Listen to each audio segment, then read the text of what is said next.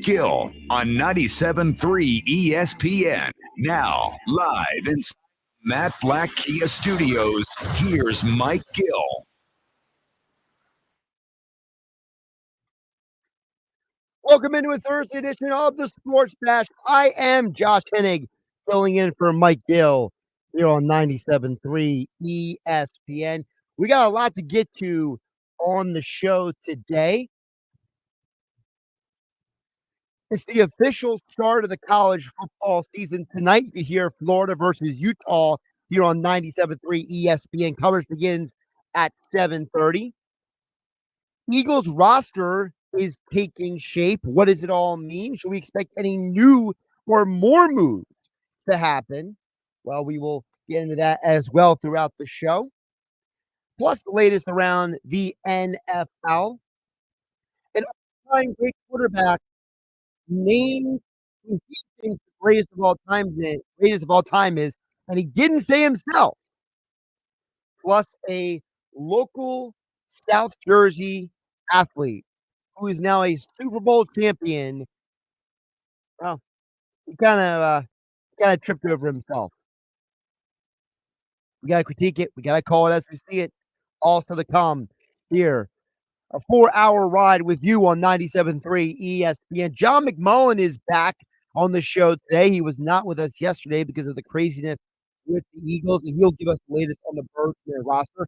Football at 4, powered by the Inside the Birds podcast. Andrew DeCecco joins us coming up at 4 p.m. Chad Brown, who played in the NFL with the Steelers and Seahawks, he is going to be on the call for tonight's Florida versus Utah game. It's Compass Media Network. He will be joining us coming up at 4:30. And then Rob Motti from the Associated Press, the NFL writer, who is coming up at 5. The last day of August. We got a lot of football to get to here on 97.3 ESPN. We will follow up on the latest with the Phillies as they have a day off today. What does that mean for them down the stretch? Very disheartening loss last night. We will recap all of that as well. And of course, you join the conversation at 609-403-0973 is the text board. Your DM in the 973 ESPN mobile app powered by First Bank. Now, Derek has already chimed in on the text board, so we will check in with him in just a bit. But before we get to all the football, I did want to touch on the Phillies one more time because I think we are far enough removed from the loss yesterday that I think that we can have a real conversation about what actually did happen. And part of what happened yesterday was I think there were a lot of people who were just generally disappointed because last night felt like a moment where you should have won the game. And the way you lost the game definitely brought out a lot of the negative Nancy's who maybe have been trying to convert themselves to more positive people, right? All the people who were all of a sudden starting to get on the Phillies bandwagon and believe in this team and all that good stuff. And then all of a sudden, it's just, and we're back down the basics again. And I totally understand where people are coming from. I've been getting a lot of texts, a lot of people talking to me about it over the last 24 hours. Well, at this point, less than 24 hours. And when we posted this poll yesterday, when Ryan was with me yesterday here on 97.3 ESPN, he asked the question, should Kimbrel close playoff games? Well, only 28% of you said yes. And I think it's a perfect example of in the moment, you can feel emotional about this. And I was talking to somebody about this here in the building before I came on today.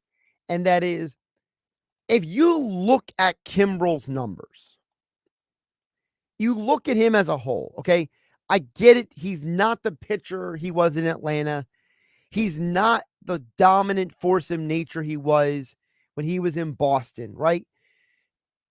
You know, when he won a World Series with the Boston Red Sox, when he was dominating for the Atlanta Braves for all those years and leading the league in saves, I get it that he's not that guy anymore. Nor should any of us expect him to be that guy anymore. I think that's asking too much of a guy who's 35 years old. Look, Kimbrel may have over 400 career saves, but he's not an all-time great closer. He's not Mariano Rivera. He's not. I would say he's more Billy Wagner than he is Mariano Rivera. He's a very good closer for his career, not an elite closer, especially at the end of his career. But Kimbrel statistically is having a better year this year than last year. In almost the same number of games already as last year, he has a lower ERA, he has a better whip, and he already has more strikeouts than last year in 3 fewer innings. So he is overall having a good year. But a night like last night, people are all ready to bail on this guy. They're all ready to kick this guy to the curb. And yet we so quickly forget this guy was an all-star. And I know some people are saying, well, he's leaking oil since the all-star break. So I wanted to do a little research. I wanted to see how bad has Kimbrel been since the all-star break. Well, he has 19 strikeouts in 20 innings. So the strikeout to inning ratio is definitely down. And that's a little concerning. All right. The numbers altogether, he's throwing 64% strikes. It's not bad, actually. His batting average against is 197 since the all-star break. That's actually pretty good. But then you get to the eye-popping number. He has now a 4.05 ERA since the all-star break. He has allowed 9 earned runs in 20 innings. So now I say, okay, I see why people say he's leaking oil. Now that I look a closer look at his actual numbers. And for those who are wondering, 4.05 ERA since the all-star break. Before the all-star break, he had a 3.41 ERA. He had 20 more strikeouts in innings pitched before the all-star break. So it's definitely a flip. But then I asked the question, all right, well, sometimes guys have a large ERA because they have a handful of bad games. I think we all can admit last night was a bad outing. But last night, Craig Kimbrel had his first outing where he has allowed 3 runs. That's why they lost the game. If he would have just allowed 1 run, they could have gone to extra innings, maybe won it. Craig Kimbrel allowed 3 runs last night. 3 earned runs, I should say. Only 1 other appearance since the all-star break has he allowed 2. That was August 23rd. In fact, if you take out last night's debacle, his ERA since the all-star break is 2.84. Since the all-star break, his batting average against is 182. So realistically, he had a bad night. Do we hold 1 bad game against the guy? In fact, before last night, he had not allowed 3 runs in an outing since May 3rd, when he allowed 4 against the Dodgers. Craig Kimbrel has appeared in 59 games this year. 5 of those 59 games, he has allowed 2 or more runs. So in 59 outings, he has had 5 games where he has not been a lockdown, shut him down guy. So do we say Craig Kimbrel is a bad pitcher because he's got 5 bad outings? In fact, of the other 54 games, 9 of those 54, he has allowed 1 run in those outings. So now we're down to 45. So 45 of his 59 appearances, he has allowed 0 earned runs. So I cannot say in good conscience that Kimbrel is leaking oil. I can't say in good conscience that he stinks. I can't say, if I'm being honest, and I think some people out there are being dishonest. I've heard some of the rhetoric online. I've seen some of it overnight. I chucked my phone away late last night. I couldn't look at social media anymore of how oblivious some people are. Craig Kimbrel lost a game, but his overall record says he doesn't lose all the games all the time. Now, here's the frustrating part. In every game he has allowed 2 or more runs in, the Phillies lost all 5 of those games.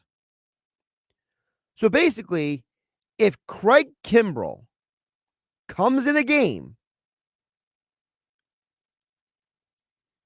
and he doesn't allow 2 or more runs, the Phillies' record in those appearances this year is 42-12.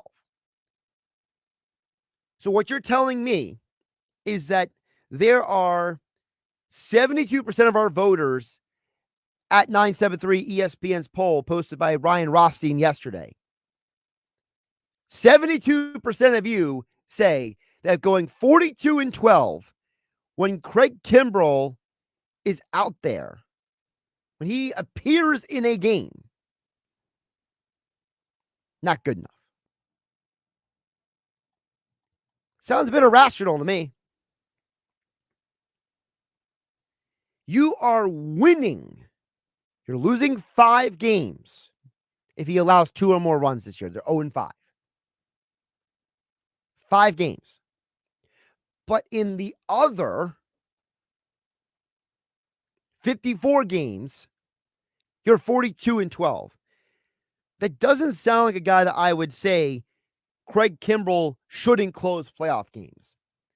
That sounds more like you don't have an elite closer. Now, someone brought up to me yesterday, why wasn't Jose Alvarado in the game? That's a great question. Why did we have both Soto and Kimbrel in there, and they're the ones who lost you the game? It's a great question. I don't know if it had anything to do with the fact that Alvarado pitched the day before, or the fact that Alvarado had pitched, 3 times since Friday. Maybe that's something to do with it. Maybe they're trying to save his arm for the postseason run. But the Phillies bullpen struggled immensely yesterday. So it's hard to sit here and just point to it was just Kimbrel. Because it really wasn't just Kimbrel. There were other factors into why that game got away from you. Look, Soto, he was bad, man. And frankly, Dominguez makes you nervous every time he's on the mound. And Dominguez gave up 2 hits yesterday. So you actually brought in the 2 pitchers in the bullpen that I have way less confidence in than Craig Kimbrel. I think Soto is basically playing like roulette at this point. You're picking black or red and you're hoping you'll land on it. You're putting all your chips to the middle of the table with him. And Dominguez, I don't know what's wrong with him, man. I mean, there are times that Dominguez goes out there and he just looks lost, dazed, and confused. But I'm not going to sit here and go as far as say that Craig Kimbrel should not close a postseason game. Now, as someone said to me yesterday, Josh Hennig filling in for Mike Gill here on the Sports Bash on 97.3 ESPN FM, the 97.3 ESPN mobile app powered by First Bank. See how, as someone texted in yesterday at 609-403-0973, someone asked me, why wasn't Alvarado in that situation? Well, you could argue probably part of it was a matchups thing. They probably thought that Kimbrel was a better matchup in that situation.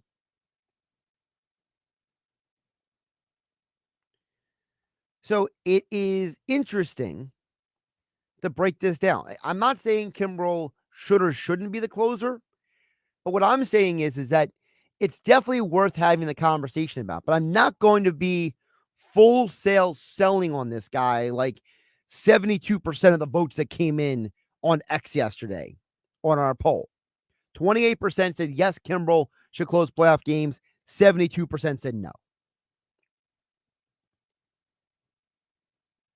Let's hear what you guys have to say about the Phillies. We will get into more Eagles in the NFL as the show progresses at 609-403-0973.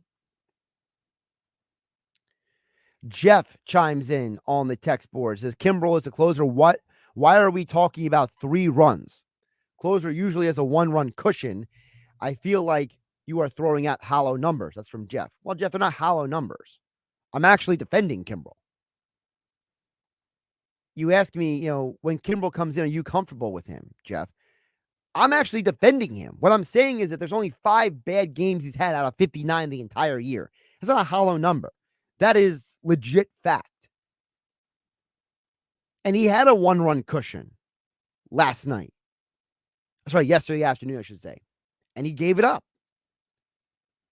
Now, if he would have just given up the 1 run, and remember, in games where Kimbrel gives up a 1 run or less, the Phillies have won 42 of those 54 games. That is not a hollow number, Jeff.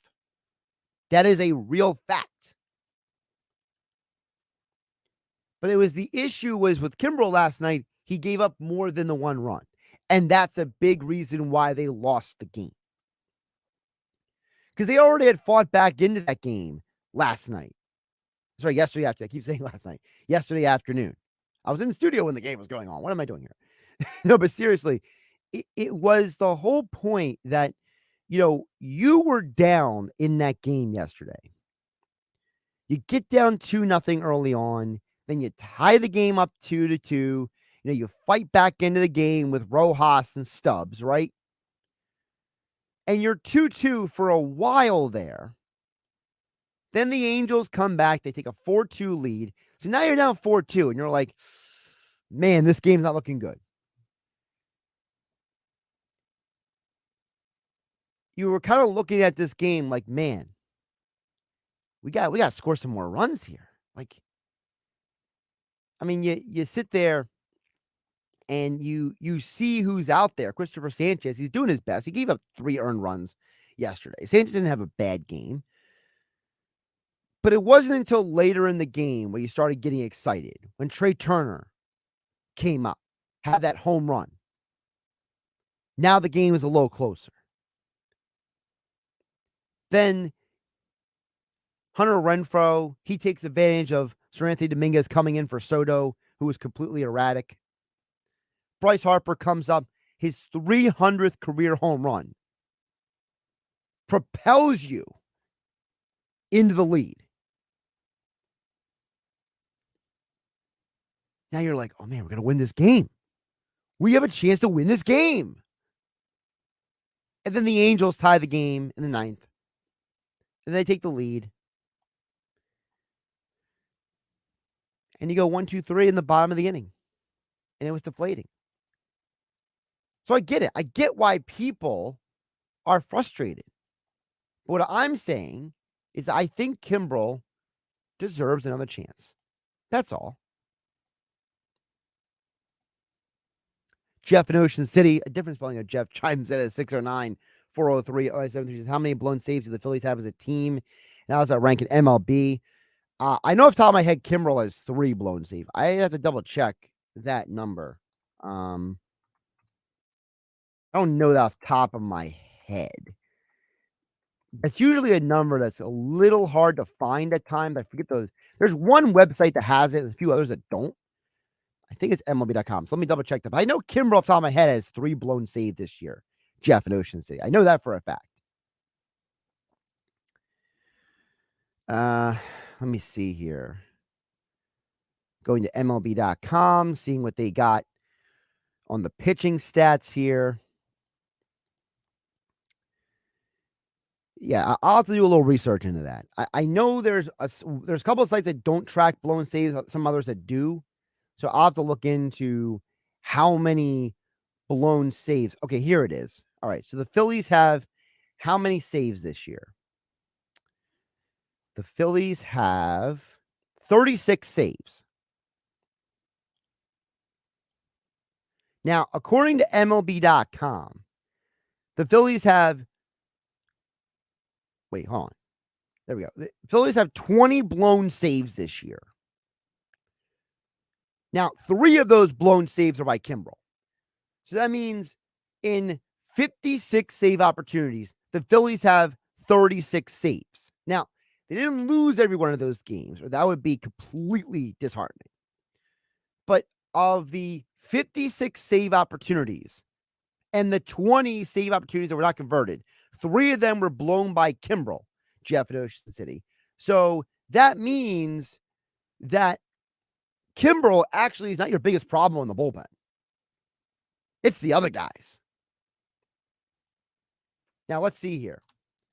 Of those blown saves, how many of them are by, let's say, Jose Alvarado? Just to throw a guy out there, right? Let's see here. Alvarado, just looking through his stat line, because Alvarado has 6 saves this year. But how many save opportunities did he have? See, this is the problem when you're bouncing back and forth between websites. Oh, my goodness. Yeah, so the point is I have to do a little research. But the larger point is that the Phillies, you can't blame Kimbrel for everything. I know it feels easy to blame him for a lot of things because last night was so gut-wrenching, but Kimbrel has 3 blown saves this year. Just 3. Now, I'm looking through the list right now, trying to find where the rest of the Phillies are on this list. This is always where it gets a little dicey. So let me go to break, and I can try to track down the rest of these numbers. But the larger point is that if the Phillies have blown 20 saves this year, and only 3 of those blown saves, quote unquote blown saves, was by Craig Kimbrel, then what exactly are we worried about? Craig Kimbrel is 21 for 24 this year. Here it is. Jose Alvarado is 6 for 8 on saves. So Alvarado has blown 2 saves. Kimbrel has blown 3 saves. So 5 of the 20 non-converted save opportunities, 5 of the 20 were Alvarado and Kimbrel. Dominguez has 6 blown saves. So literally Dominguez has more blown saves than Alvarado and Kimbrel combined.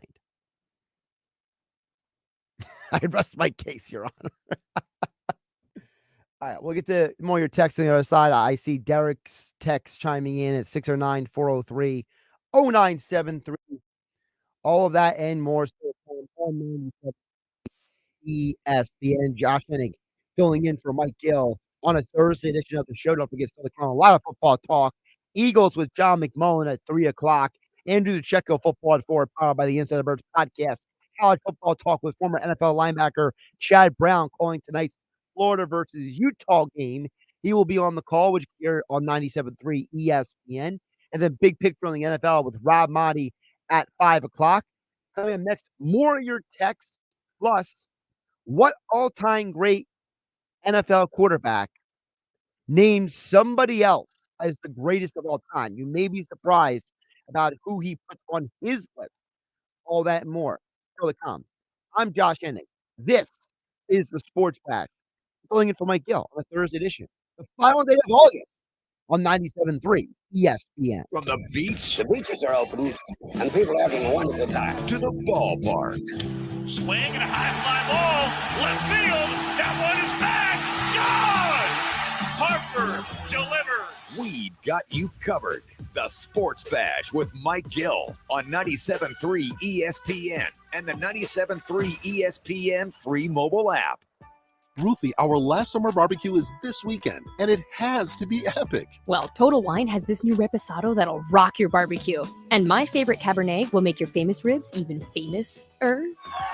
Yes, just what my last summer barbecue needed. Wow, and at those low prices, they'll be great for my first fall barbecue. Ooh, I'll trade you my famous ribs recipe for one of yours. With the lowest prices for over 30 years, you'll always find what you love and love what you find. Only at Total Wine & More. Drink responsibly, B21. Texting privacy policy and terms and conditions posted at textplan.us. Texting enrolls for recurring automated text marketing messages. Message and data rates may apply. Reply stopped, opt out. Go to nomoredraftywindows.com for full offer details. Attention all homeowners. Do you know when to replace your windows? Feeling too hot or cold? It's time to replace. Fog between the glass. Time to replace. Spending too much on expensive energy that literally goes out the window? It's definitely time to replace. If you've put off replacing windows in your home because it's too expensive, here's great news. You can now get a free in-home window consultation and free price quote from Renewal by Andersen, the company with the most 5-star reviews among leading full-service window replacement companies. And right now you can save $359 off every window and $887 off every door. Just text PLACE to 200-300 for your free consultation on top quality affordable windows or patio doors for $0 down, 0 payments, and 0 interest for a year. That's right, you don't pay a dime for an entire year. Plus save $359 off every window and $887 off every door. But hurry, these big dollar savings end this month. Text PLACE to 200-300 right now. Text the word PLACE to 200-300. Don't wait, text PLACE to 200-300. Whether you own a local business or a global one, you're always looking for ways to position your operation to create opportunities and move on them faster. With Bank of America, you get access to experts, award-winning insights, and business solutions so powerful, you'll make every move matter, locally and globally. Visit bankofamerica.com/banking for business to learn more. What would you like the power to do? Copyright 2023 Bank of America, N.A. Staples has big savings on everything you need for back to school or stocking up the office. Save on all your school essentials from notebooks to markers. Save on everything you need for travel, like luggage, portable tech, and travel-size personal items. Plus, save on signs, banners, and posters from Staples print and marketing services. And now at Staples, you can save even more with $10 off document printing when you spend $40 or more. Get everything for the office and the classroom for less at Staples. Ends 9/30. Exclusions and restrictions apply. See associate or visit staples.com/print for details. And Doug. With Liberty Mutual, you can customize your car insurance to save hundreds. Here's what those savings sound like in dollar bills. Here's what it sounds like in quarters. And here's what that sounds like in cryptocurrency, a thing I totally understand. 1010, I am money, cha-ching, beep boop, $sign. Only pay for what you need at libertymutual.com. Savings may vary. Underwritten by Liberty Mutual Insurance Company and affiliates. Excludes Massachusetts. Liberty, liberty, liberty, liberty. Texting enrolls you in recurring automated marketing text messages. Consent not required to purchase. Message and data rates may apply.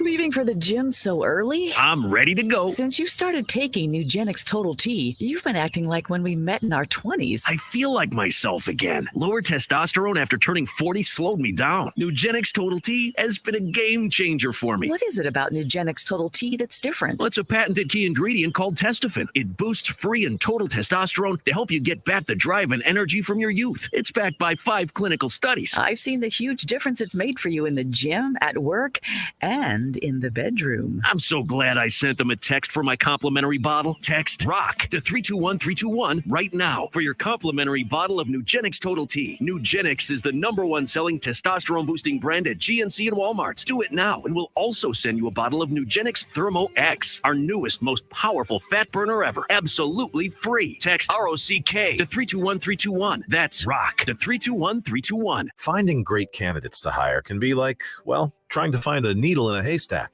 but not with ZipRecruiter. Its powerful technology actively finds and invites qualified candidates to apply to your job. So while other companies might deliver a lot of hay, ZipRecruiter finds you the needle in the haystack. See why 4 out of 5 employers who post a job on ZipRecruiter get a quality candidate within the first day. Try ZipRecruiter for free at ZipRecruiter.com/free. That's ZipRecruiter.com/free. Hey, Josh Hennig here to tell you about how Jenkins Plumbing, Heating, and Air Conditioning has helped your favorite football team. Did you know that over 40 years ago, John Jenkins Sr. invented the heated seat that football players sit on today? Yes, the Jenkins family created a way for football players to weather the extreme cold. Now imagine what Jenkins can do for your home. Call Jenkins for plumbing, drain cleaning, and leak repairs, gas furnace, boiler, and hot water heater replacements. Call Jenkins today at 609-641-6262, online at jenkinsandsons.com.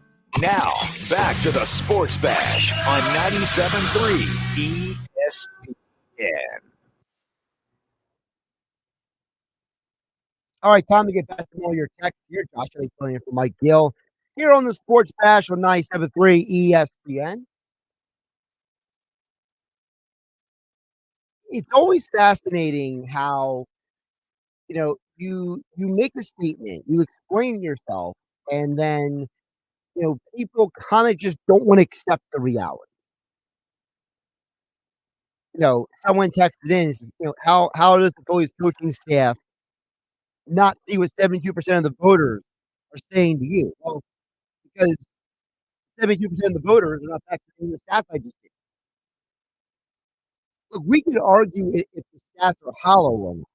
That could be an argument that can be had for me. But the reality is that if I'm telling you that in the 59 games that Greg Kimbrell has come in, that the Phillies have won 42 of those 59 games, that in and of itself says that the voters in the poll are wrong. Again, Greg Kimbrell has 3 blown saves this year. Sir Anthony Dominguez has 6. Gregory Soto has 2. Junior Marte has 2. So just by the simple math, your best option in many of these situations is Kimbrell. Look, Alvarado has 2 blown saves. Kimbrell has 3. Those are your 2 best bullpen arms just in terms of situational baseball. They're also your 2 best pitchers when it comes to strikeouts to innings pitched. They're your best 2 pitchers in batting average against. They're your best 2 bullpen pitchers in terms of whip. So why do you bring in Gregory Soto? Well, you're not bringing him in the close. You're assuming he should be able to handle at least that. He couldn't. Now, I should note that when I mentioned earlier that I wanted to double check this during the break. I mentioned that there have been Phillies have had 56 save opportunities, and they've blown 20 of them. Not every one of those blown saves is a legitimate blown save. Like, for example, Dylan Covey has never been in a game that the Phillies have had a chance to win to close the game. But because the way the save stat sets up, because he pitched a certain number of innings at the end of a game, it qualifies for a blown save. So you could take his 2 blown saves off the chart altogether. And so if you take out the fact that Covey's got 2 illegitimate blown saves, Hoffman has 1 blown save, and Matt Strahm has 2 blown saves, that means we're now up to 5 of the 20 blown saves that are practically illegitimate. Junior Marte is not even on the team anymore. So now we're down to 13. So now we're talking about 13 legitimate blown saves. And of those 13, 6 of them are by Sir Anthony Dominguez. So whether there should be more of an outcry about Dominguez coming into some of these games than it should be about Kimbrell. In fact, it's weird because Soto has a better whip. Soto has more strikeouts this year than Dominguez does. Soto's got a better batting average against than Dominguez does. So why is Dominguez coming in to clean up Soto's mess? Why is anybody asking that question?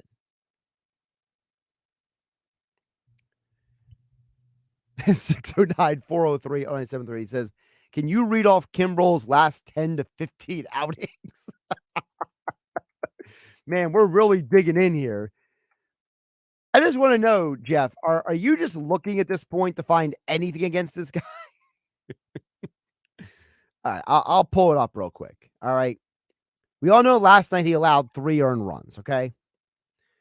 The previous outing, he allowed no earned runs, got the save. The previous for that, no earned runs, got the save. The outing before that gave up 2 runs, lost the game. The outing before that, no earned runs, didn't come up in a save situation, but he got the credit for the win. Before him allowing those 2 runs on August 23rd, he had 4 straight games of allowing no runs, then allowed 1 earned run. Before that, no earned runs, and then 1 earned run. That's his entire August rundown. So that's the 10 games in August. You want to go to the game since the All-Star break? From July 26th to July 31st, he had 4 outings, allowed no earned runs. Then he had 2 straight outings where he had a earned run. Phillies were 1-1 in those 2 games. Before allowing those back-to-back games with allowing an earned run, the previous 3 games after the All-Star break, he allowed no earned runs, and he had 2 saves in those 3 outings. So there you go, Jeff. All in all, Kimbrel has had 2 bad outings since the All-Star break. And that would be his last 19 games. In his last 10 games in the month of August, he basically had 2 rough outings. So all in all, he's still a better option than the other guys. Now, that doesn't mean that the bullpen is fixed. It doesn't mean that you're going to go into the postseason and be like, man, this guy is lights out. But I understand where some of you are coming from. I see texts coming in. Watching Kimbrel, scares me. Well, I'm sorry, but the elite closer doesn't exist anymore. Brad Lidge ain't walking through that door, to use the Patino reference from back in the 90s. There's no more Ugueth Urbina, Mariano Rivera, Rob Nen, Rod Beck. Carrie Underwood. Sorry, Kerry Woods, I should say. Can Kerry Underwood pitch? Is he available? No, I'm just kidding. No, Kerry Woods was even a good closer years ago. John Smoltz had that run where he was an elite closer. Those days are gone. The days of the elite closer in baseball are dead. If I'm to pull up right now, the guy who leads all of baseball in saves is Emmanuel Clase from Cleveland. He has 36 saves this year. He's blown 9. The second most saves in all of baseball is Alexis Diaz. He has 35 saves and 37 attempts. Well, he's also on a Reds team with arguably the worst bullpen in all of baseball. That's why they had to beg Brett Kennedy from Atlantic City High to come up and not pitch as a starter, come out of the bullpen, because their bullpen was so burned out. He was their only hope. They Obi-Wan Kenobi'd him. Obi-Wan Kenobi, you're our only hope. That's what they did to Brett Kennedy. Next most saves in baseball is Duvall. You just saw him with the Giants. He's blown 7 saves this year. 35 out of 42. Next best, Felix Bautista of the Orioles. 33 out of 39. That's 6 blown saves. The next good solid closer is Romano. He has 31 out of 34. Devin Williams of the Brewers, 31 out of 34. David Bedard, 29 out of 32. So Bedard, who was an all-star, Romano, who is a freak of nature, and Diaz, who's the only good bullpen pitcher over there in Cincinnati, they all are roughly the same numbers as Kimbrel. So I understand where you guys are coming from. The elite lights-out closer doesn't exist anymore. And frankly, the best guy from last year, Edwin Diaz, not Alexis Diaz, Edwin Diaz from the Mets, he's out for the year. So I think the problem is that we can look at it as, hey, when you go into the postseason, who's coming out of the bullpen? It makes me nervous. It can scare you all you want, but it doesn't mean that the guy that you have is bad or he can't do the job. It just means he's not an all-time great. When you heard those, that music come on for Trevor Hoffman years ago, the Hell's Bells, it was like, all right, this game's pretty much over.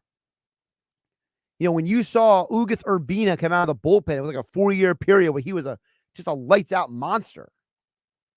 How the Marlins helped win them the World Series in 2003. I mean, baseball history is full of dudes who, when they just came into the game, like Dennis Eckersley back in the day, you just knew the game was over. You don't have those guys anymore. Those guys don't exist.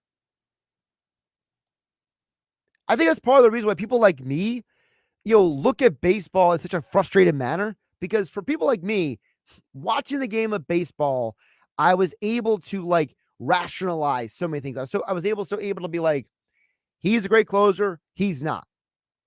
When Ricky Vitalico went to the All-Star game that one year, Ricky Vitalico had one great year, and God bless him for parlaying that one great year into a very good media career. Okay? Ricky Vitalico had a 2-year run, not 1 year, but 2 years, where he had 34 saves back-to-back years for the Phillies. And in those years, he was never considered the best closer in baseball. For those 2 years, again, not 1, 2 years, one of the years he was an all-star. Vitalico's only other good years, he was in St. Louis in 99. He had 20 saves, but he also had a 4.91 ERA. Vitalico was never the same pitcher after those 2 years. He had a solid second run with the Phillies where he was okay, not great. So think about this. The Phillies had an all-star back in 96. That year of 96, where Vitalico was an all-star. All-star. That means you're one of the best players in all of baseball, right? Or at least what it's supposed to mean. Okay? It's supposed to mean that you're one of the best. That you're one of the guys that is reliable. He was 8th in baseball that year in saves.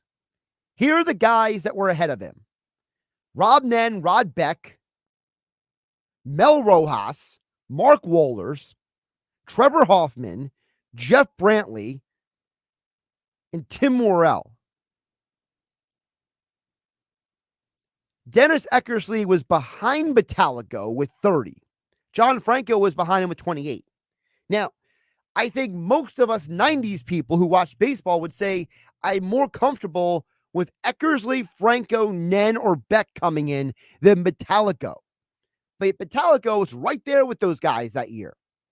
And there were dudes who had more saves that year that no one's looking at Mark Wohlers or Mel Rojas and being like, let me tell you, that guy, I want him closing a playoff game for me.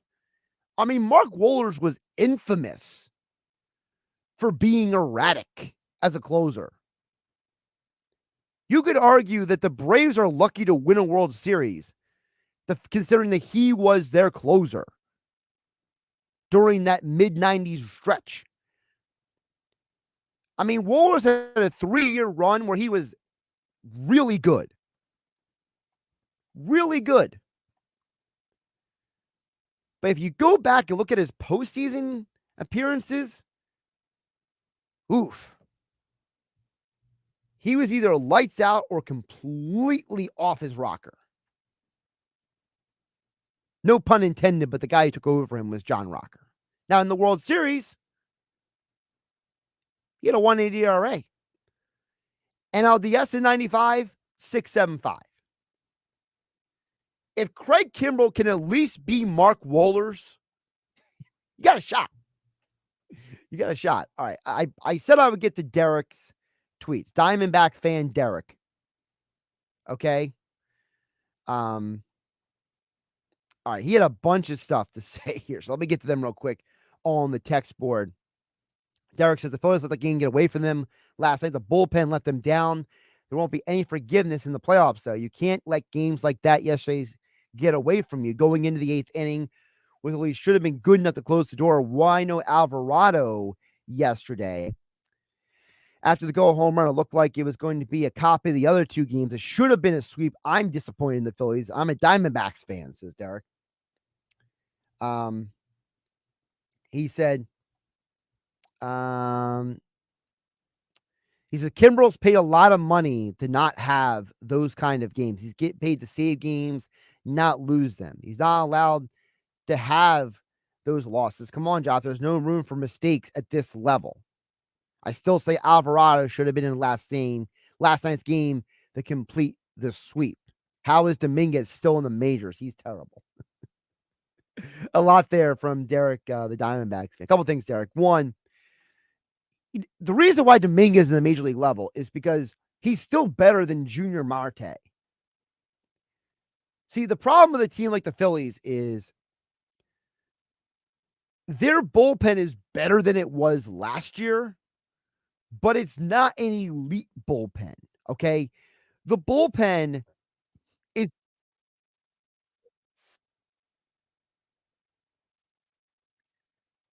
The problem is that when you look at the Phillies bullpen, Kimbrel and Alvarado are clearly your best two guys.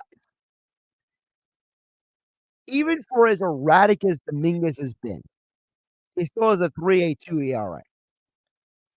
You kicked Junior Marte to the curb. Jeff Hoffman has actually been a solid pitcher this year. Guy's got an 0.95 whip in this game. You know, Jeff Hoffman has 53 strikeouts to 41 innings. If you would have told me that someone had 53 strikeouts to 41 innings, I wouldn't have said it was Jeff Hoffman. I would have said it was Gregory Soto. You know, Hoffman has more strikeouts than Soto this year.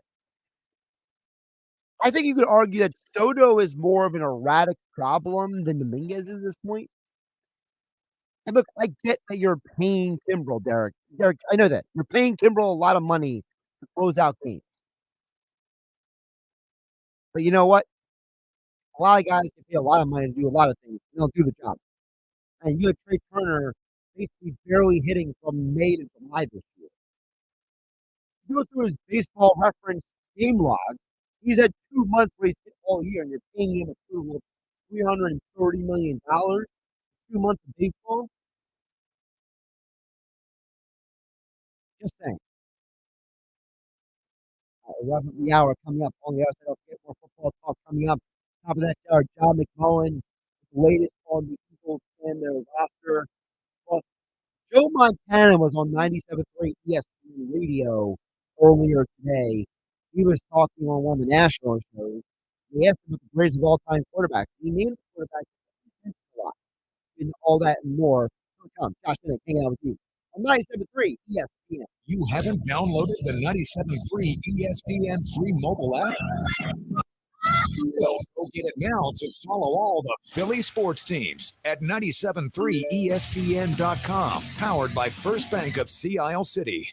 Your palace awaits. Caesars Palace Online Casino is now live. Download today and register using code RADIOLAUNCH. New users get a $10 sign-up bonus, a 100% deposit match up to $1,000, and 2,500 reward credits after wagering $25. Must be 21 and physically present in New Jersey, Pennsylvania, or West Virginia. Minimum wagering within 7 days required to unlock bonuses. Full terms and wagering requirements at CaesarsPalaceOnline.com/promos. If you or someone you know has a gambling problem, call 1-800-GAMBLER. In West Virginia, all games regulated by the West Virginia Lottery. Please play responsibly. Paid for by ERC Business Solutions. The following is a public notice for business owners affected by COVID-19. Due to the recent expansion of the Employee Retention Tax Credit, you may be eligible to receive compensation of up to $26,000 per employee on your payroll throughout 2020 and 21. However, time is running out for you to apply for this credit. At ERC Business Solutions, we make it simple. To encourage as many business people as possible to take advantage of this program before the window closes, a toll-free telephone number has been established for you to rapidly check your eligibility. There are no application fees, and the average call takes less than 8 minutes. That number is 888-449-3604. 888-449-3604. To see if you qualify to receive a check from the U.S. Treasury Department for up to $26,000 per employee before the program ends, call 888-449-3604. A team of ERC specialists are awaiting your call at 888-449-3604. Once again, 888-449-3604. This cardboard order, is it up to date? Camila's Recyclable Coffee Cup Factory can no longer be considered a grande. Redesign, it's at the printer. She needs more designers to jump the business to a triple shot. Client wants to see several more design options. The logo's gotta be bigger. Indeed can help her hire great people fast. I need Indeed. Indeed you do. Our hiring platform instantly connects you with quality candidates, and you can schedule and conduct virtual interviews right from the Indeed dashboard. Visit Indeed.com/credit and get $75 towards your first sponsored job. Terms and conditions apply. Staples has big savings on everything you need for back to school or stocking up the office. Save on all your school essentials from notebooks to markers. Save on everything you need for travel, like luggage, portable tech, and travel-size personal items. Plus, save on signs, banners, and posters from Staples print and marketing services. And now at Staples, you can save even more with $10 off document printing when you spend $40 or more. Get everything for the office and the classroom for less at Staples. Ends 9/30. Exclusions and restrictions apply. See associate or visit staples.com/print for details. A Rottweiler named Whiskey with hours to live brought back to full health.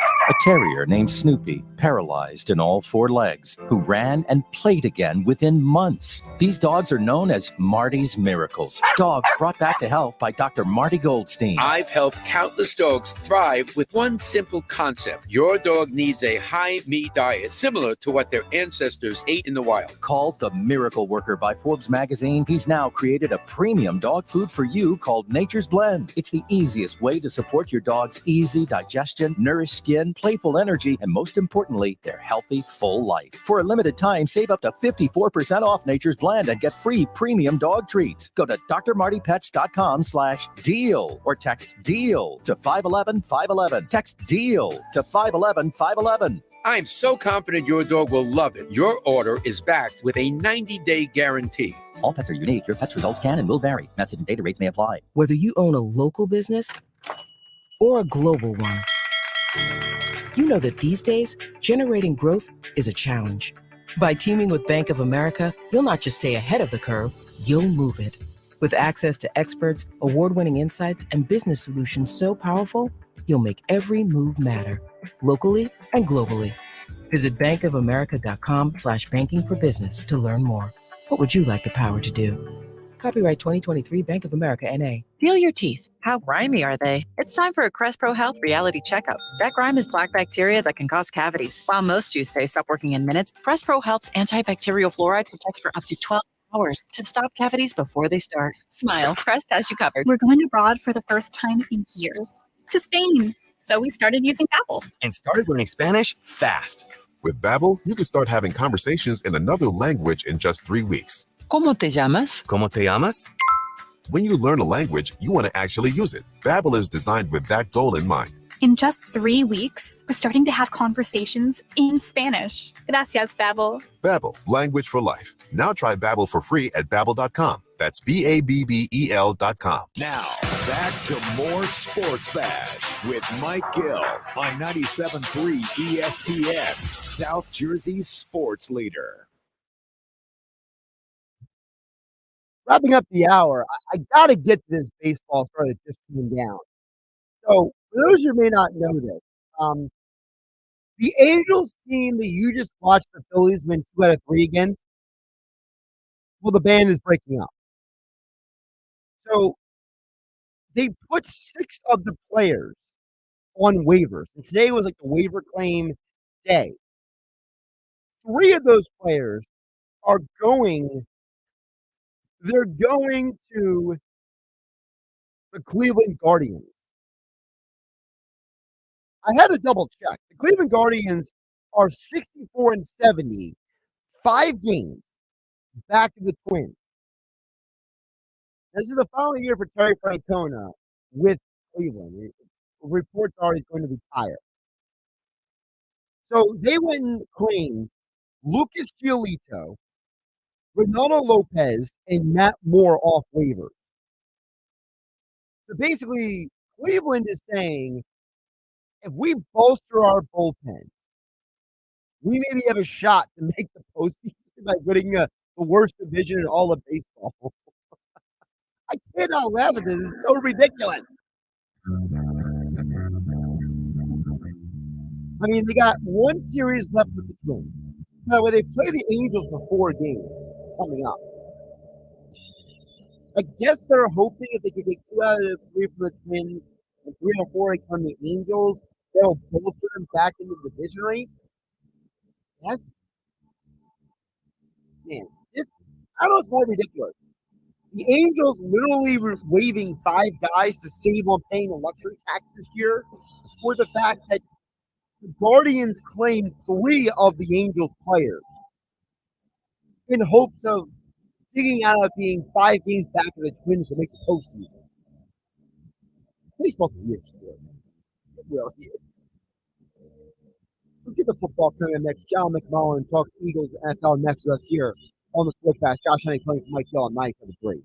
South Jersey business owners, when Eagles football returns to the airwaves this season, don't miss out. Make sure your business is a part of the Philadelphia Eagles season with Merrill Reese and Mike Quick on 97.3 ESPN. Touchdown! Every week, the NFL's most passionate fan base flocks to 97.3 ESPN Radio to listen to their favorite team, the Philadelphia Eagles. Advertising with the Eagles can help your business connect with the consumers you are trying to reach. 97.3 ESPN is the most listened to sports source in all of South Jersey. That's what makes 97.3 ESPN such a powerful station for your business's message. So this Eagles season, don't have your business sitting on the sidelines. Be a part of the Philadelphia Eagles season on 97.3 ESPN. To be a part of the Eagles season, call Market President Mike Rubel at 609-910-5249.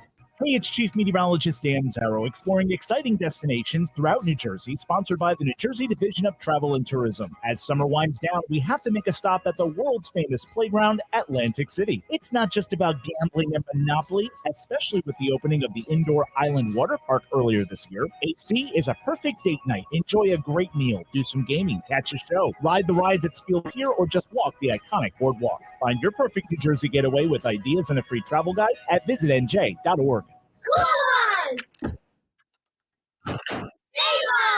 Back to school is on, and Staples has great prices on everything you need for your best year yet.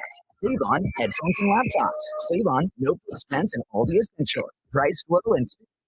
And right now at Staples, 24-pack Crayola crayons and comp books are only 50 cents each. Plus, select notebooks are just 35 cents each. School on, save on at Staples, where school savings are always in session. Ends 9/16, store only, limit 30. You have heart failure and often hear, those stomach issues ruined your birthday.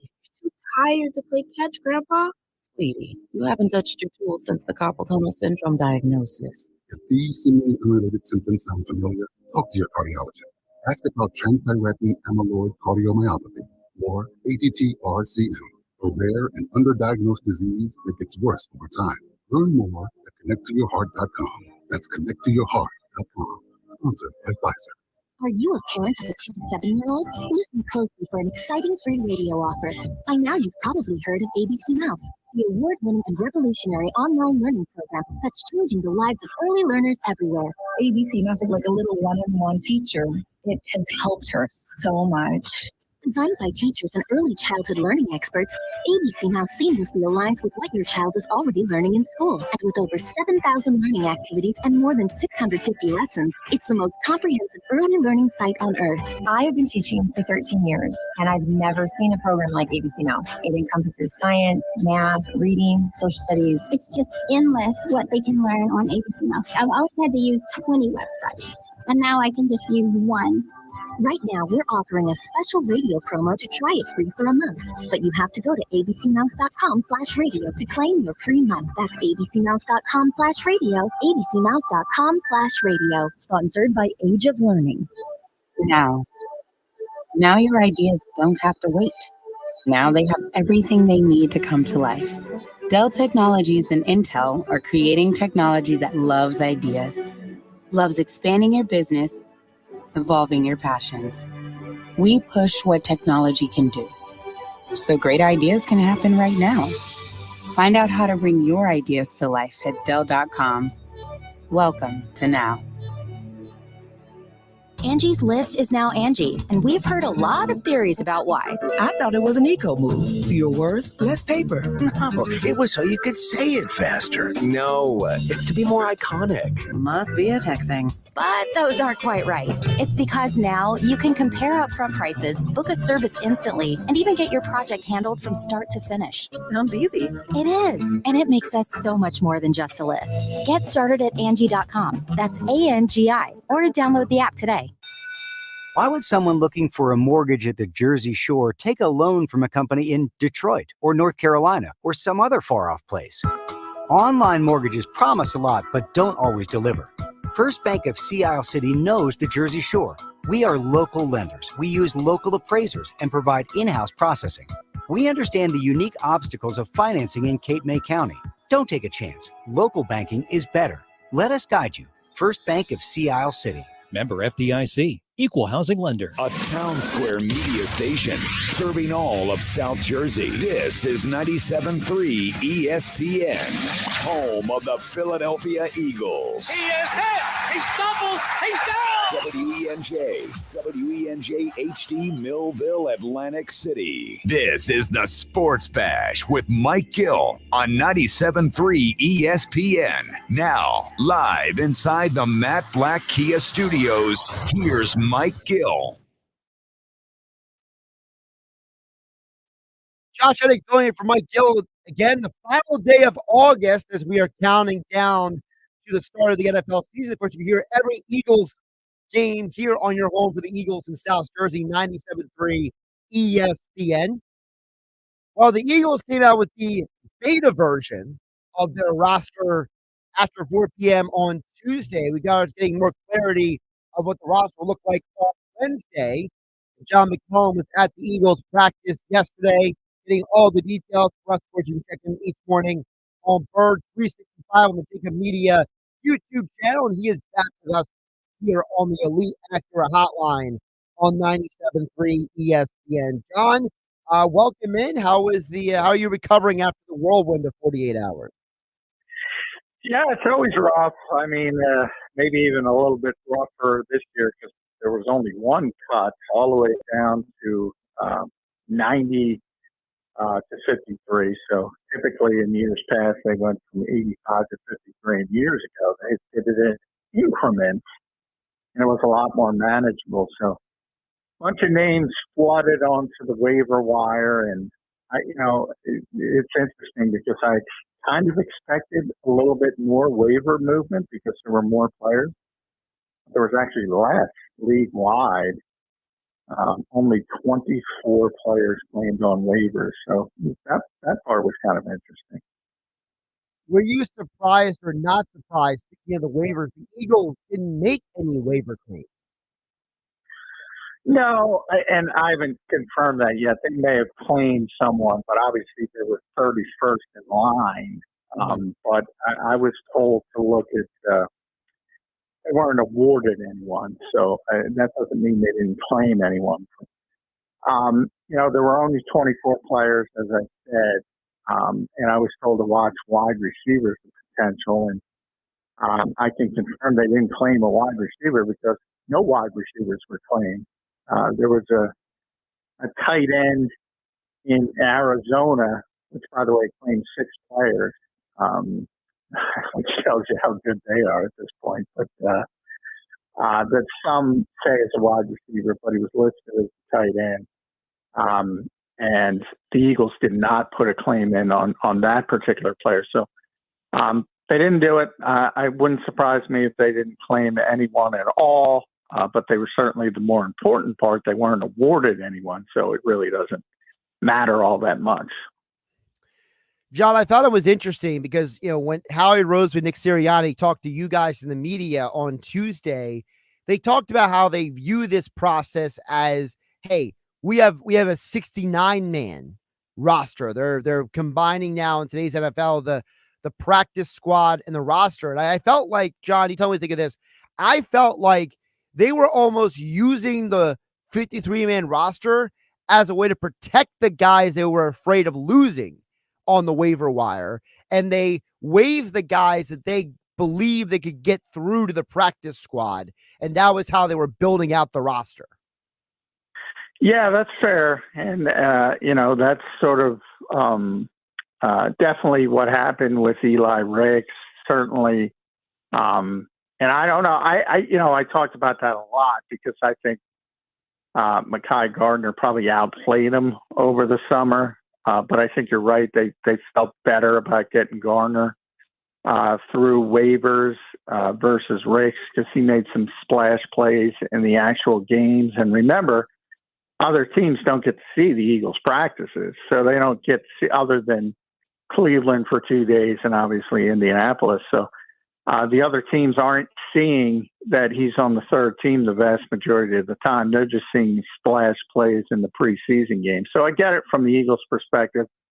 But there were 3 corners, and they kept Ricks and Mario Goodrich, and the third was Mekhi Gardner, and they got him back on the practice squad. I ultimately said they're going to get all 3 back. I don't know how they're going to who's going to be on the 53 and vice versa. But I still believe they would have gotten all 3 through. As again, only 24 players were claimed. And remember, I think a lot of fans don't understand. Each of these teams is working with their young players from April to late August. And they're working and they're teaching them their particular schemes and all that stuff. And when you pick somebody up from nowhere, it's got to be a significant upgrade. So I've always said the teams that claim a lot of players, they're either one of 2 things. They're either an absolute mess or they're rebooting off being an absolute mess. And only 3 teams fit that category: Arizona, Indianapolis, Carolina. 3 bad football teams on paper. That's who claims a lot of players. And it's interesting you mentioned that because the Cardinals picked up Kevon Wallace and the Colts picked up Josh Sills, just to drive your point home. John McMullen joining us on the Elite Acura Hotline here on 97.3 ESPN, at JF McMullen on Twitter for all your Eagles and NFL coverage throughout the year. Josh Hennig filling in for Mike Gill on a Thursday. John, I want to zero back in on the cornerbacks because you talked about a lot of different names there. Mekhi Gardner, Eli Ricks, Mario Goodrich. But what is the anticipated roles for some of these guys? Because, look, you're not keeping all these corners because they're all going to play, right? So, what is a realistic expectation for people out there? Because we know the starters. It's Bradbury, it's Slay, it's Avonte Maddox in the slot. So how do the other guys factor in to what the Eagles potentially want from them this year? Yeah, not much at all, to be honest, barring injury. In the case of Ricks, a bunch of guys, you have to go down to Josh Jobe as well, and maybe even Calais Ringo, although I think Ricks actually outplayed him. So if they got down to that point, who knows what their decision would be, but they certainly don't want to get to that point. So that's about the long term. That's about dashing him on the back end of the roster for 2024 and 2025 more than this season. And with Goodrich, a little bit more important because he's going to be the backup in the slot to Avonte Maddox. And obviously Avonte's had some injury issues. So there's more of a potential for him to play. But again, you never want a starter to be injured, obviously. And then the special teams part of it, which is why I thought Garner might make the team because he was if you look at PFF, he was their number 1 rated special teams player. And he also had the most special team snaps. So they were evident that he's a good special teams player. They're not a good special teams team. And that could be a situation where he doesn't make the team, but he ends up playing more because they elevate him early in the season or they add him after the elevations kind of run out just for special teams purposes. We'll see how that shakes out. But right now, the Eagles got to add a punter because Aaron Siposs is back on the practice squad.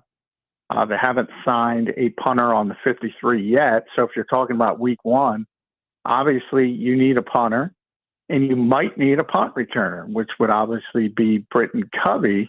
And that's what they did last year. For those who don't remember, Britton Covey didn't make the 53 last year either. The Eagles elevated him for 3 games before putting him on the 53. They might do that again. Or if they go outside the organization and sign a punter, they put him on the 53 and then maybe even talk about special teams. But when I looked at that final 53, Josh, that was my first thought. I said, nobody cares about Michael Clay in that building because, I mean, they lost Zach McPherson. They lost Sean Bradley. They cut Kayvon Wallace. Right. They cut Garner. They cut Van Sumeren. Those were their 2 best rookie special teamers. Who's going to play special teams? And I asked Howie that in the press conference, and he said, we're going to make sure Michael Clay is comfortable. I'd like to see Michael Clay with some truth serum because I don't think he feels very comfortable right now. Yeah, the Eagles are fortunate there's no Hard Knocks this year for them to get the behind the scenes on that. John, before we get to the punter, it's a whole nother conversation. So then of the special teams, you mentioned Van Sumeren, you mentioned Britton Covey. Those are 2 guys who are on the practice squad. Well, they can't call up the whole practice squad on game day. So like, who are the candidates to be called up from the practice squad in your mind who would play special teams? Because, you know, you need somebody to be running up and down the field on those kicks and punts. It would be Gardner, Van Sumeren, and the special teams players, but you can't elevate them right now because you have to elevate a punter. As good as the Eagles are offensively, they have to have a punter in week one, and right now they don't have one on the roster. Now they can add one between now and most likely. Remember, this is not a finished product until. Don't feel comfortable until Tuesday or maybe even Wednesday morning in advance of the typical Wednesday practice for a Sunday game. That's when they'll be locked in for this week on that date. Right. Up until then, there could be more maneuvering and more additions, and they could sign a punter. They said they were going to work out some punters. They haven't had anybody in yet. We'll see on the when the wire comes out today if they had any visits today. They don't do that stuff in front of us, so we have to wait a little bit longer on that. But they claim they're going to work out some punters, and if they don't like any of them or don't think any of them are a significant upgrade over Aaron Cepas, they're going to elevate him. And if they elevate him, that prevents them from elevating a special teams player. Then you talk about Covey. They could feel comfortable enough with Olamide Zaccheaus to let him return punts for a week, or even Justin Evans, who did it in the preseason, and bring up one of those 2, Garner or Ben Van Sumeren. But, you know, as of now, in theory, you would have to bring up the punter and the punt returner, and you still don't have a coverage player for special teams. And it's, you know, Oof is right. They had a top 5 offense, Josh, number 3 in the NFL last year. They had a top 5 defense, number 2 in the NFL. They were bottom 5 in special teams by every metric, whether you want to look at Pro Football Focus or Rick Gosselin's cumulative ratings. They were bottom 5. So they weren't good on special teams to begin with, and they've lost all their good special teams players either through injury with Bradley and McPherson or through cuts with Wallace and some of the good young rookies. Kyron Johnson is another one I should have mentioned who got cut but is back on the practice squad, so he could be in the conversation. But as far as guys on the 53, it's Christian Ellis and cross your fingers. Cross your fingers, right. And John, that's what I want to ask you about with the punter situation specifically, because it feels like the Eagles are just like complacent or content about punter. Like every number you pull up, Cepas is a below average NFL punter. And like when I saw Thomas Morstead get waived by the Jets, I got excited. I thought maybe the Eagles might go and get him. Well, he's back with the Jets, and the Eagles got Siposs in the practice squad. It just feels like John, I know we're not going to spend big money on the punter, but like I would argue that one of the reasons you lost the biggest game of the year, thinking they called the Super Bowl, was because your punter was Aaron Siposs. Yeah, I think the biggest reason they lost was that play. Now, I don't put the shoulder of the total blame on Siposs. For one, I think the Eagles probably made a mistake by letting him play. Remember, he had not punted in essentially 2 months. Right, it was Brett Kern who was punting because he got injured in the Giant. Yeah, Kern was punting. I think they should have stuck with Kern, and they wanted to show loyalty to Aaron Siposs, and he worked hard to rehab. But I mean, at some point, you got to say, look, this is the biggest game of the year. You haven't punted in 2 months. We're gonna run it. And Brett Kern, by no stretch of the imagination, was great. And he's now retired. He punted for 17 years. He wasn't good, but I guarantee you one thing: he would have kicked the football the right way. And one of the issues with that is obviously the coverage got lost, and you had the big punt return. I think that was the play that tilted the game to Kansas City. If you're realistic, that was the play. But while I say that, and certainly Siposs is culpable for most of it because it's a bad punt, but other guys can make a play. Somebody on coverage could have still made a play. So, I mean, there are other people on the field that could have picked up Aaron Siposs, so to speak. It happens all the time. So I hesitate to blame them completely. And then the more important part moving forward, the guys who are out there, their numbers aren't much better than Aaron's. Brendan Mann's one of them. Kid Gillikin is probably the best one. Their numbers aren't much better than his. And the other thing I think a lot of people don't think about is Jake Elliott. And Jake Elliott has turned into one of the best kickers in football. And he's banging through 59-yarders and 52-yarders. And he missed one field goal in this preseason. And it was when Ty Zettner was holding. And by the way, Josh, you've watched a lot of football, so you know the hold was perfect by Ty Zettner. Wasn't his fault, but Jake missed the kick. Kickers are strange animals at some time. And if they're comfortable with somebody, you don't want to mess with that, especially when you got a guy kicking like that. So that's one. And then the last thing I'll say about punter is the Eagles have one of the best offenses. They're going to punt the least in the NFL from a projected standpoint for that reason. And Nick goes for it more than anybody else, just about plus 50. So they're not going to punt a whole heck of a lot. And if you mess with Jake Elliott and he starts having a poor season, he might rue the day if they move on from Aaron Siposs. John McMullen joining us on the Elite Acura Hotline here on 97.3 ESPN, at JF McMullen on Twitter, the Jacob Media YouTube channel where you catch him with Jody McDonald on Birds 365. John, a couple more before I let you go. I do have to ask you about the one quote-unquote transaction, we'll call it, where the Eagles acquired, and I'm going to try to say his name, Albert Ukebunam from the Denver Broncos. Why do you think they traded for him, and why do you think the Eagles have 4 tight ends on the roster and 1 more on the practice squad? Yeah, so, I Albert today. He told me how to pronounce his name, and I'm still not going to try to pronounce it. I'm still working. I'm still workshopping it, Josh. I got to get it right before I roll it out on the radio. So we're all calling him Albert O right now. I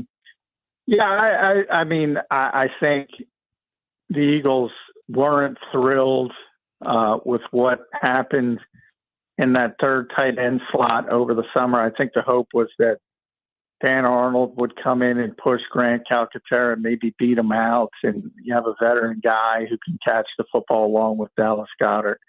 And he just didn't have a good summer.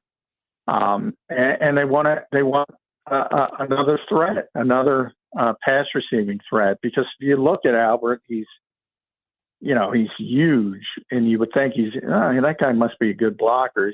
He's the exact opposite. He's kind of a underwhelming blocker, but he's trying to get better at it. But he's a tremendous athlete. He's 260, runs in the 4.4s.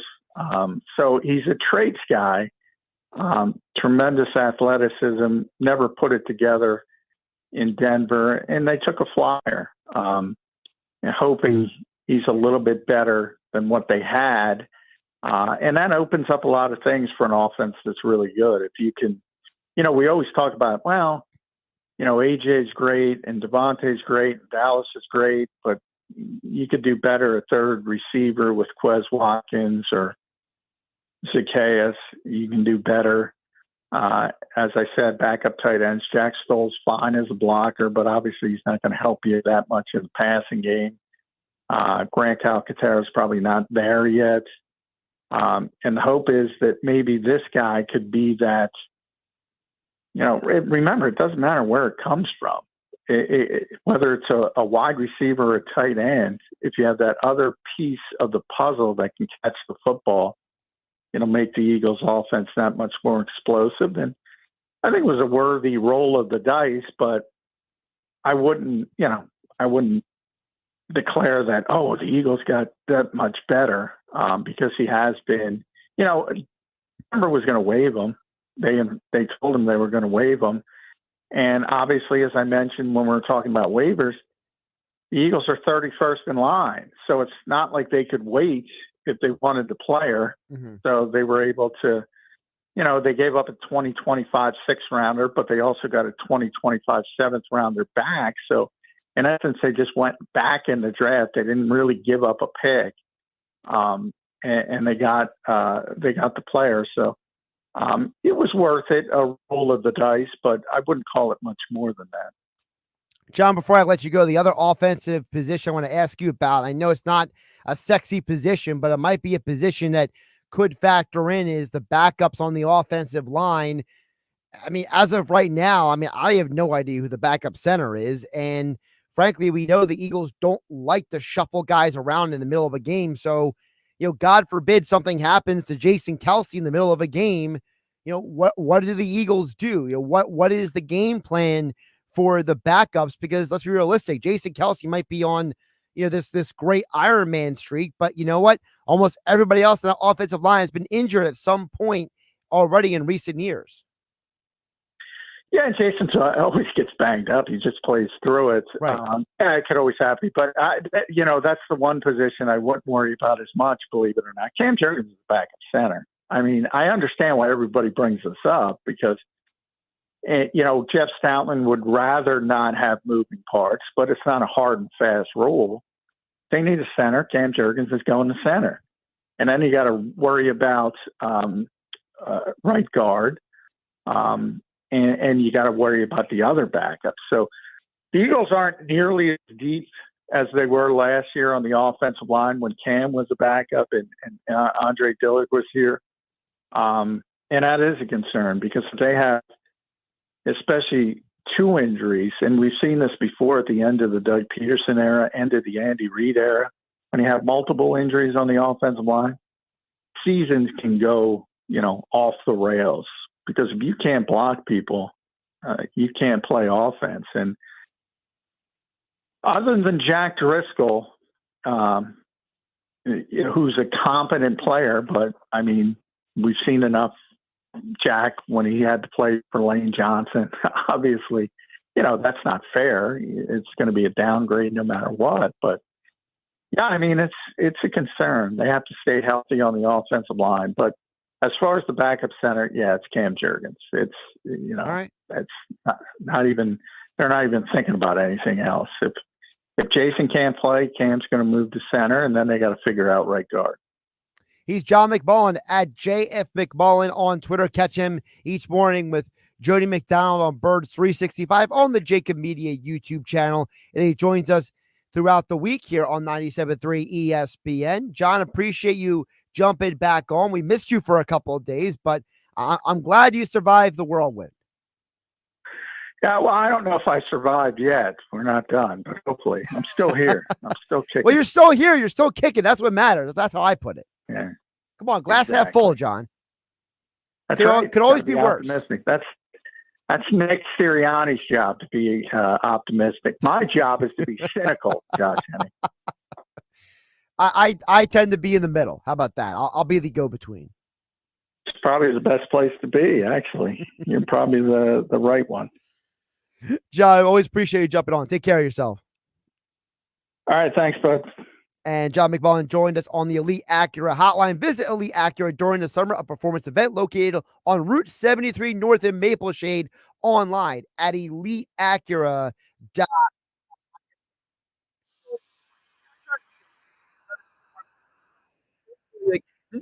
John's right. Nick Sirianni is like grossly over optimistic. Like, it's wild how Nick Sirianni just like is so uber positive. It's like really weird at times, awkward.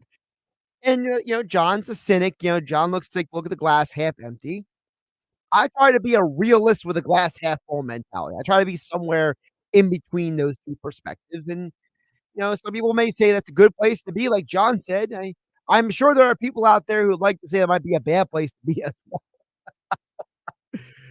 Coming up on the other side, who is the greatest of all time at quarterback? Joe Montana has his opinion, and it might not be who you think. We'll get into that coming on next here on 97.3 ESPN FM and 97.3 ESPN mobile app powered by First Bank of Sea Isle. We never stop talking Eagles and NFL. It's football at 4, every day at 4 p.m. on the Sports Bash with Mike Gill on 97.3 ESPN and the free mobile app. We all have places to go and things to do, but when you're getting around in Atlantic and Cape May counties this summer, it pays to be street smart. When crossing the street, use crosswalks, pay attention to walk signs, and when driving, the law says it's not enough to yield, we have to stop for pedestrians. Whether you're driving, walking, or biking, have a heads up.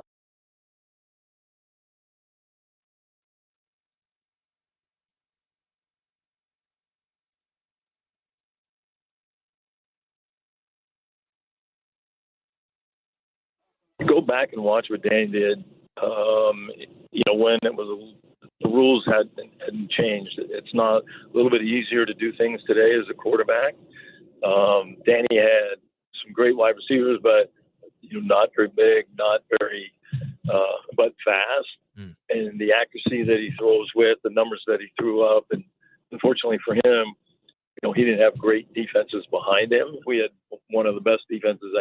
Ronnie Lott thinks it's the best team in defense that we had and put on the field, and the best team we had. And the game is a crazy game, but he's one of those guys that I actually got up off the bench to watch play when we would play against him. And but the things he was able to accomplish, how many touchdowns that he threw for, the quickness of his release, the accuracy, I just don't think he ever got his due.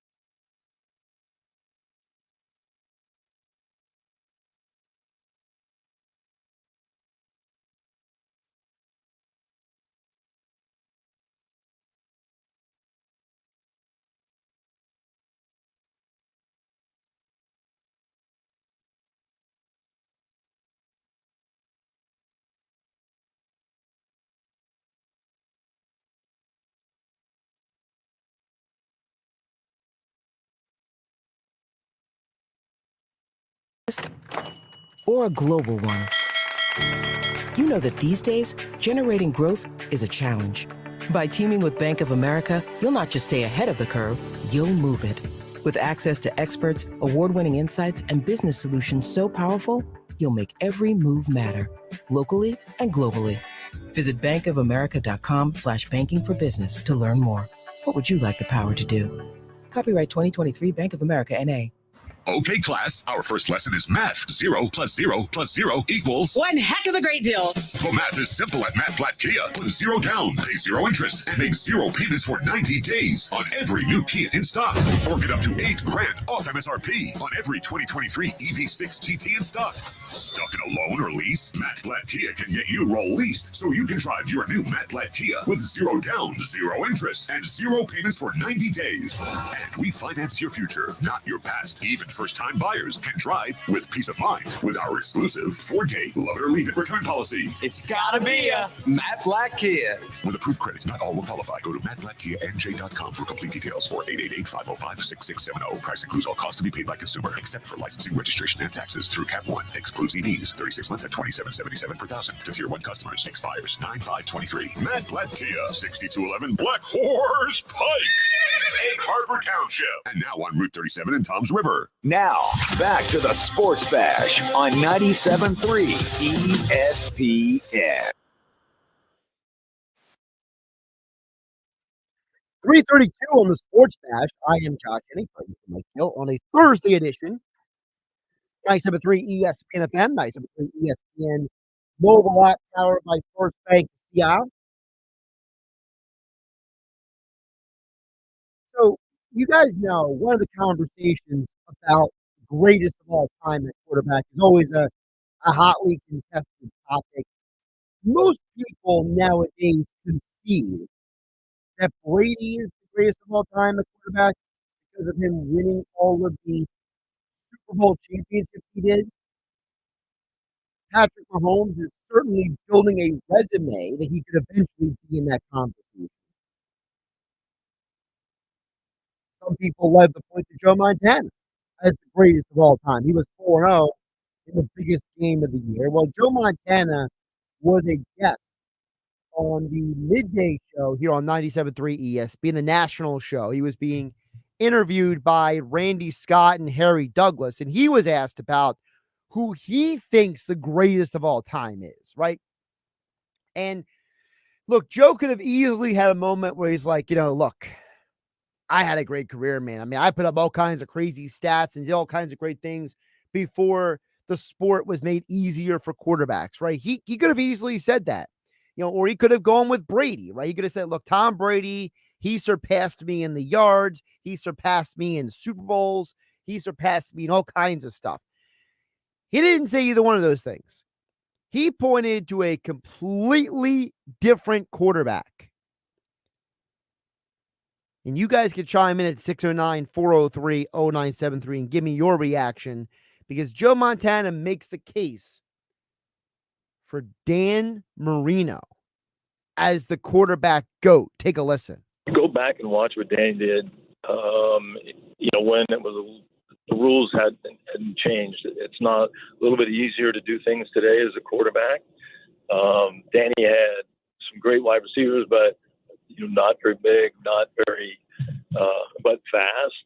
And the accuracy that he throws with, the numbers that he threw up, and unfortunately for him, he didn't have great defenses behind him. We had one of the best defenses.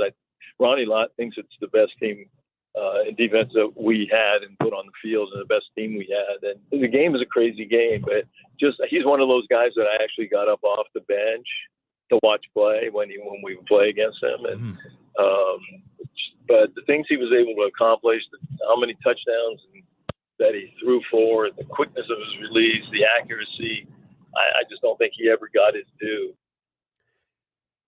First of all, major credit to Joe Montana for not going Captain Obvious on us, all right? Joe was as cool at answering that question as he was on the football field, right? But here's the thing. Going with Dan Marino is the equivalent of when, like, a guy like Isaiah Thomas says, like, the greatest basketball player of all time is Kareem Abdul-Jabbar. it's an example of a guy saying, look, a lot of you people look at today's game as the best athletes, but if I took one of the best from the past and put them in today's game, that guy would be as good, if not better, than the modern guys. And I think as Joe Montana said, Dan Marino probably did more with less than probably 99% of the quarterbacks in NFL history. There's only a handful of guys who did more with less than Dan Marino did. Like, for example, during Marino's career, he had better wide receivers than Fran Tarkenton, but Tarkenton didn't put up the cumulative numbers that Dan Marino did, right? You could argue that early in Brady's career, he did more with less, but later in his career, his receivers were comparable to some of Marino's guys. Like Marino had Clayton and Duper, and then later he had Irving Fryer. So, he did have some pretty good receivers, but Montana mentioned, look, they weren't the biggest guys. They weren't the fastest guys. And listen, Montana played with the greatest wide receiver of all time in Jerry Rice. So, and Montana also had Jonathan Taylor, and he had, Clark at tight end. So he had, Roger Craig at running back. So Montana was arguably surrounded with better talent than Marino was, but Marino's cumulative numbers were still better than Montana's. So it makes you wonder. And I'll ask you guys at 609-403-0973. Are you willing to accept that the greatest quarterback of all time can be someone who was not a Super Bowl champion?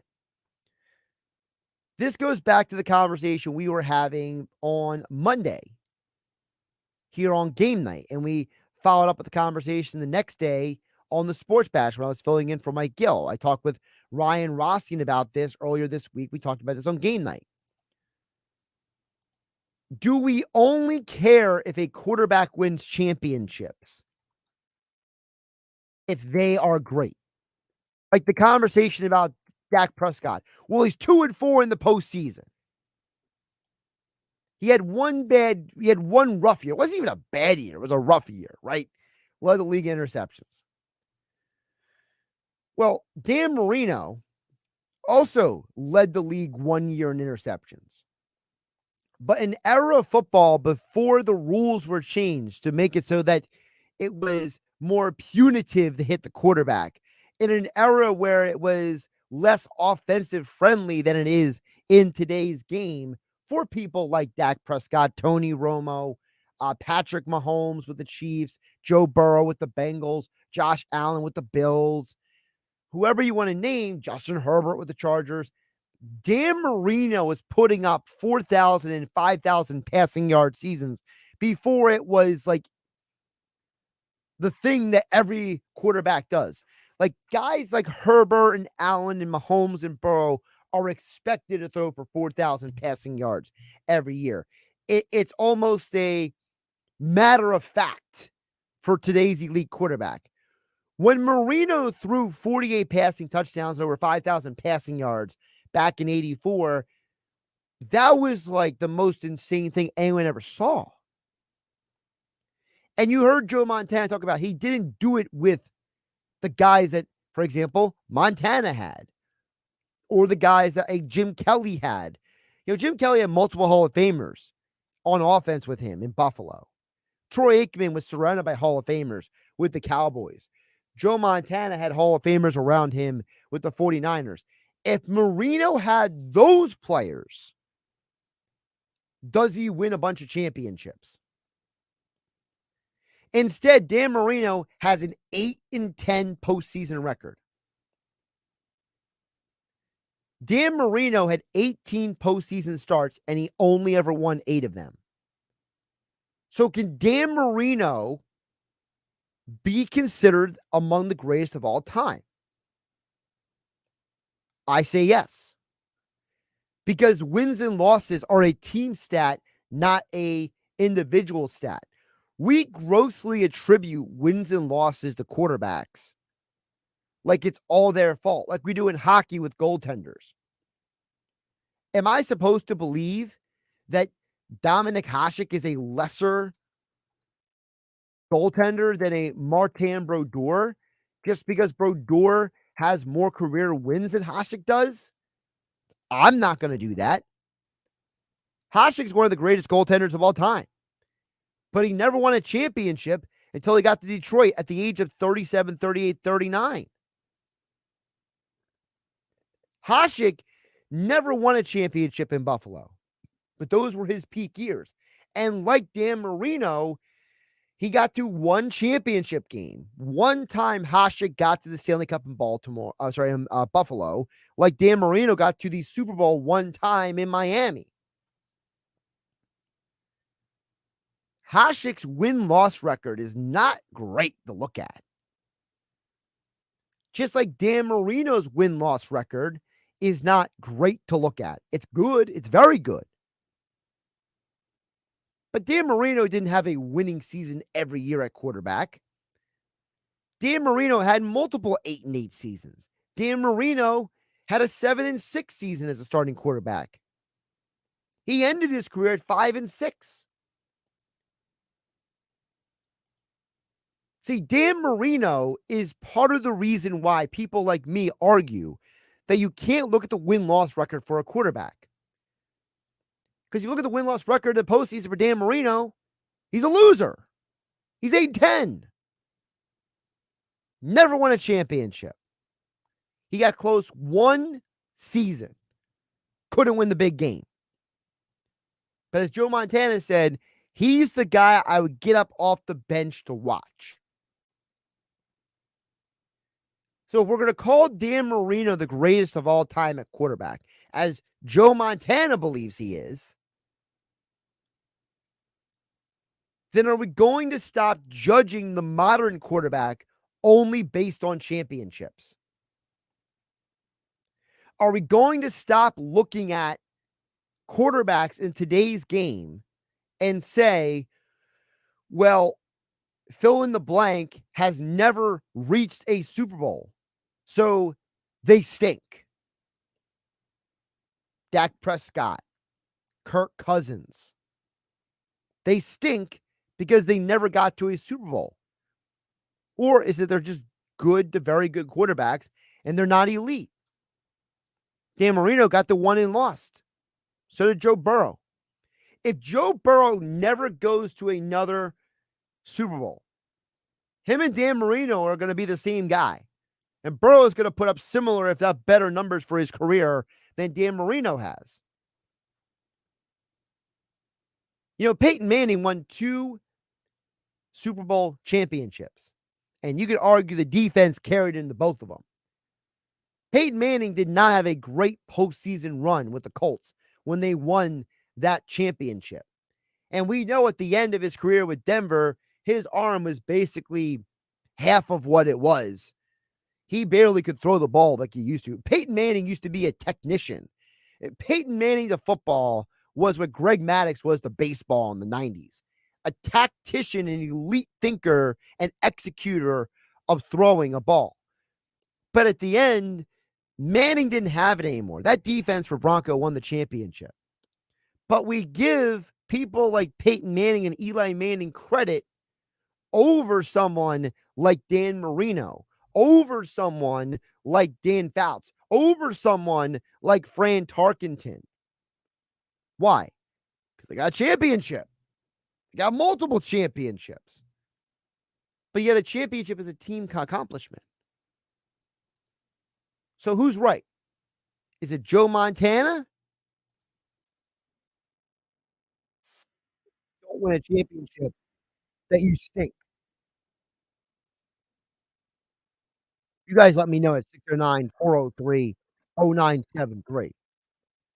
Does anybody have the chutzpah to tell Joe Montana he's wrong?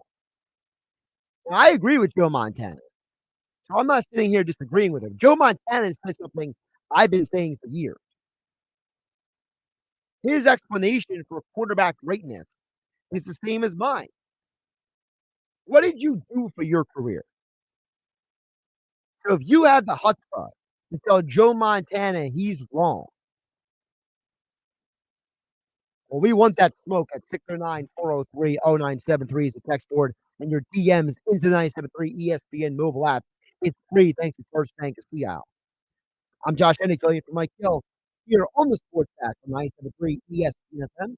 Don't forget you can catch football for Andrew DeCecco joins us coming up at 4 o'clock today. Rob Motti from the Associated Press joins us at 5. And of course, we'll talk football with Chad Brown, former NFL linebacker, on call for tonight's Utah Florida game, the first big game of the college football season tonight. Heard on 97.3 ESPN FM, 97.3 ESPN mobile app powered by First Bank of Seattle. A sports station that hits a home run every time. Swing and a high fly ball left field. That one on its way, and that one is gone. Inside the left field foul pole, a no-doubter from Trey Turner. It's 97.3 ESPN, South Jersey's home for the best Phillies sports talk. Looking for a new career? Want to learn more about area businesses and shopping local? Then visit the free Cumberland County Business Expo and Job Fair Thursday, September 21st. More than 100 area businesses and organizations will be on hand to discuss their products, services, and special offers. Some will tell you about job positions they're filling. Stop by and you'll be entered into a free drawing for great prizes. The grand prize is an electric bike, and there are lots of other wonderful door prizes to give away. These prizes are sponsored by South Jersey Water Conditioning Service and Atlantic City Electric. Enjoy food trucks, exhibitor giveaways, and much more. Free admission from 4 to 7 p.m. on Thursday, September 21st at the Cumberland County Technical.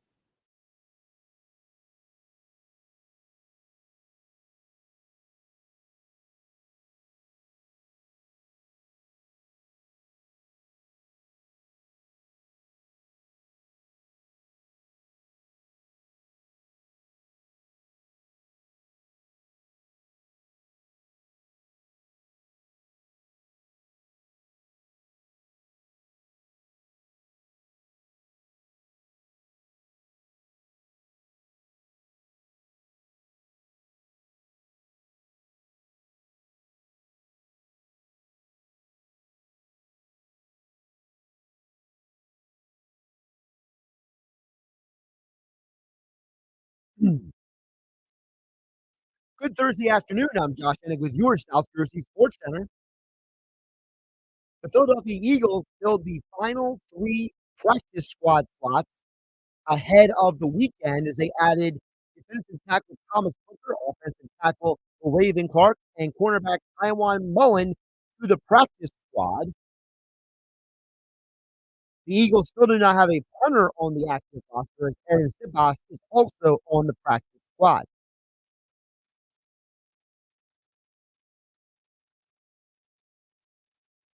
The Eagles still have 12 days until their first game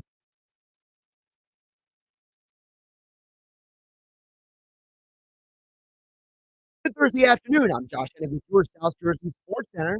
The Eagles filled the final 3 practice squad spots as they added defensive tackle Thomas Booker, offensive tackle Raven Clark, and cornerback Taiwan Mullen to the now 69 players who will be available for the 2023 NFL season.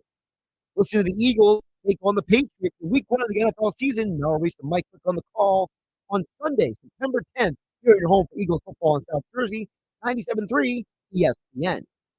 The Phillies are off today as they travel to Milwaukee to start a 3-game series with the Brewers.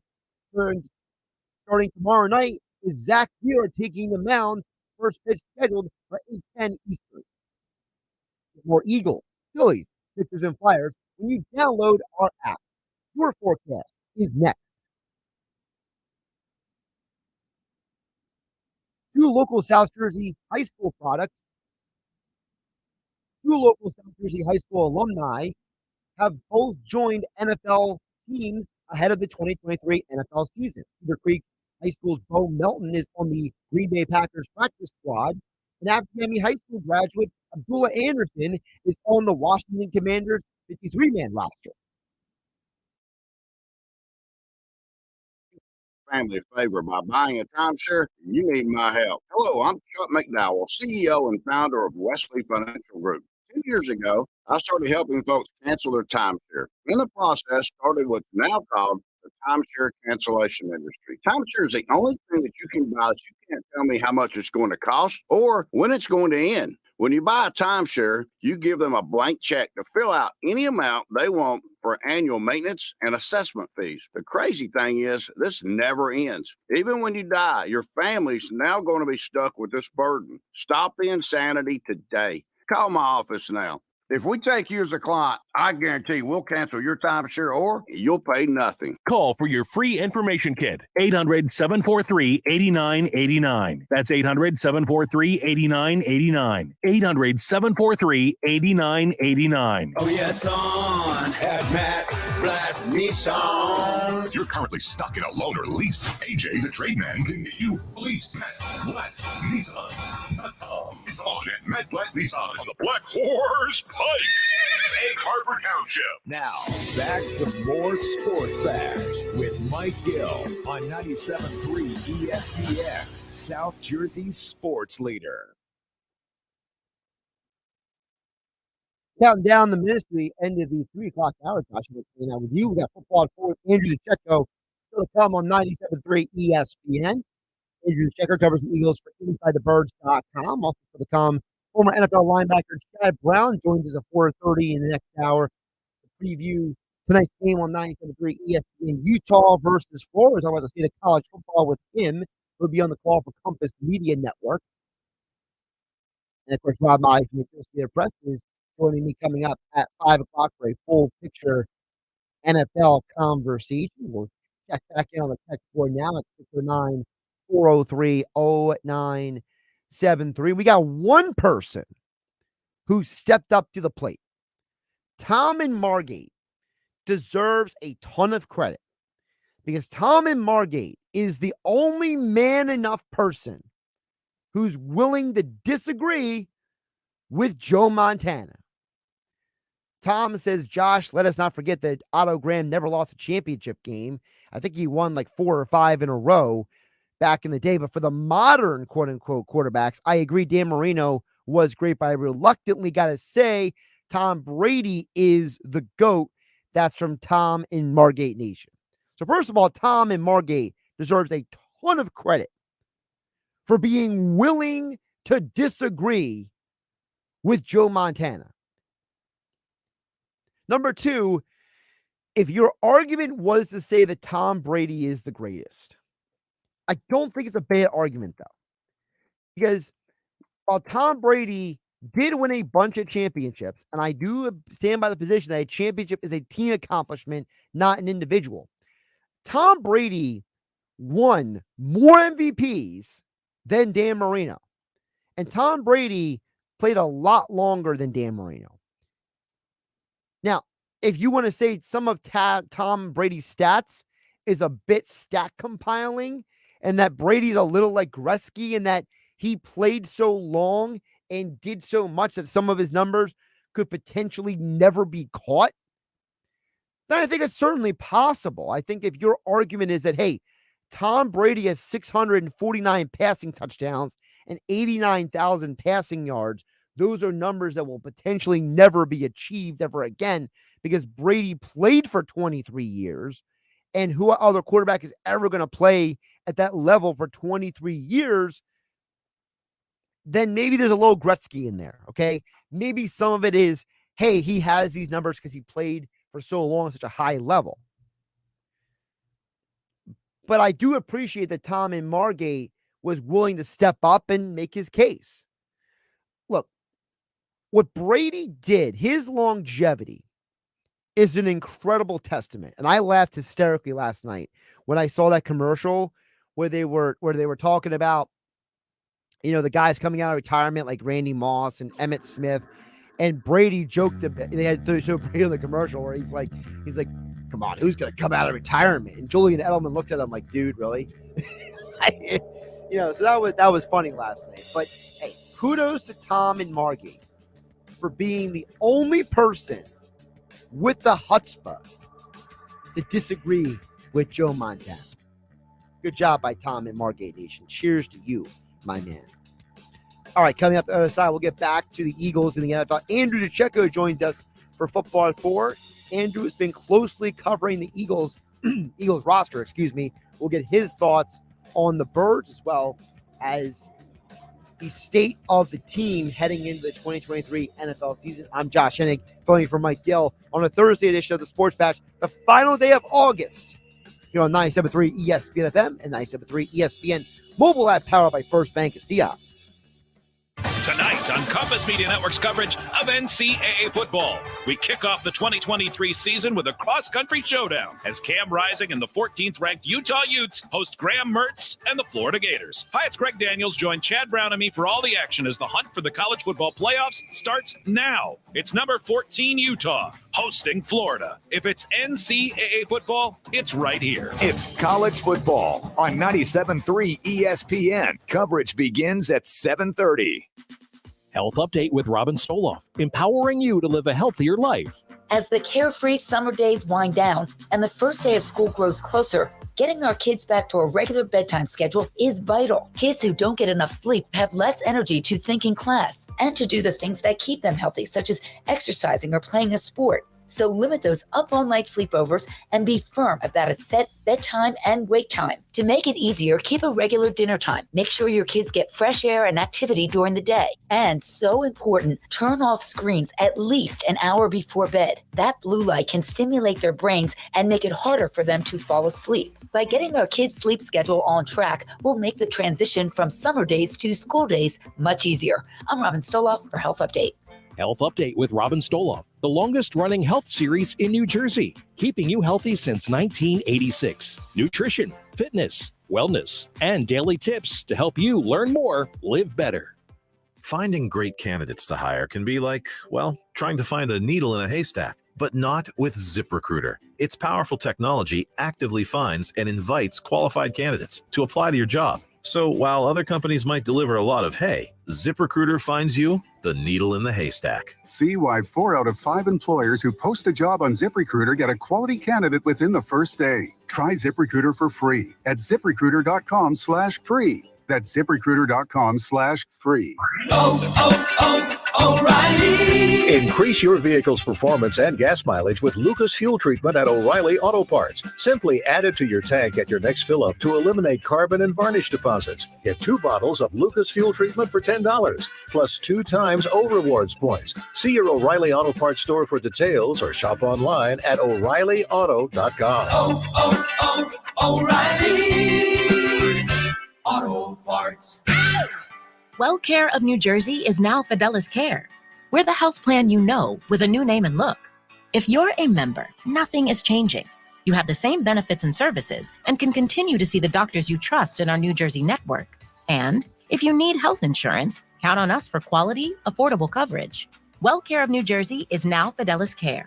Call 1-888-453-2534, TTY 711, or visit fideliscarenj.com.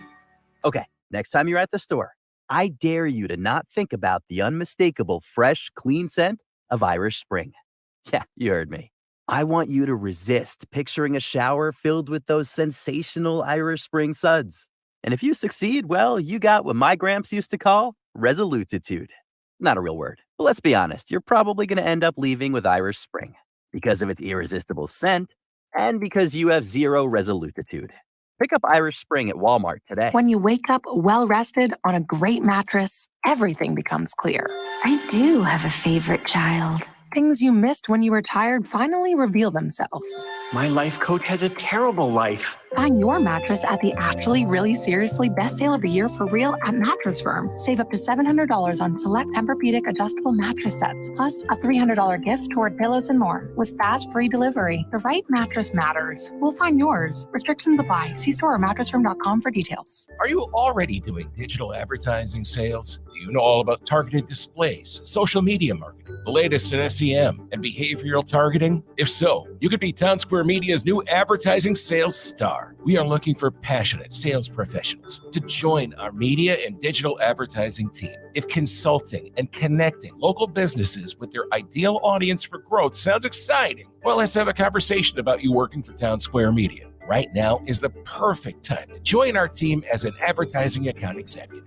Our comp package is amazing with unlimited earning potential, including base salary, mobile phone, auto package, 401k match, and more, along with world-class training and plenty of room for growth. If you're competitive, driven, and have the ability to communicate great ideas, we want to hear from you. Reach out to Michael Rubel, Market President, at 609-910-5249 or visit careers.townsquaremedia.com. Town Square Media is an equal opportunity employer. When you hear this, They've got him again! and this, He scored! and this, Oh boy, what a move by Embiid! you think of us. We are sports. 97.3 ESPN, WENJ, WENJ HD, Millville, Atlantic City, a Town Square media station. 97.3 ESPN presents The Sports Bash with Mike Gill. It's time for Football at 4 with 97.3 ESPN.com's Andrew DeCecco. My first allegiance is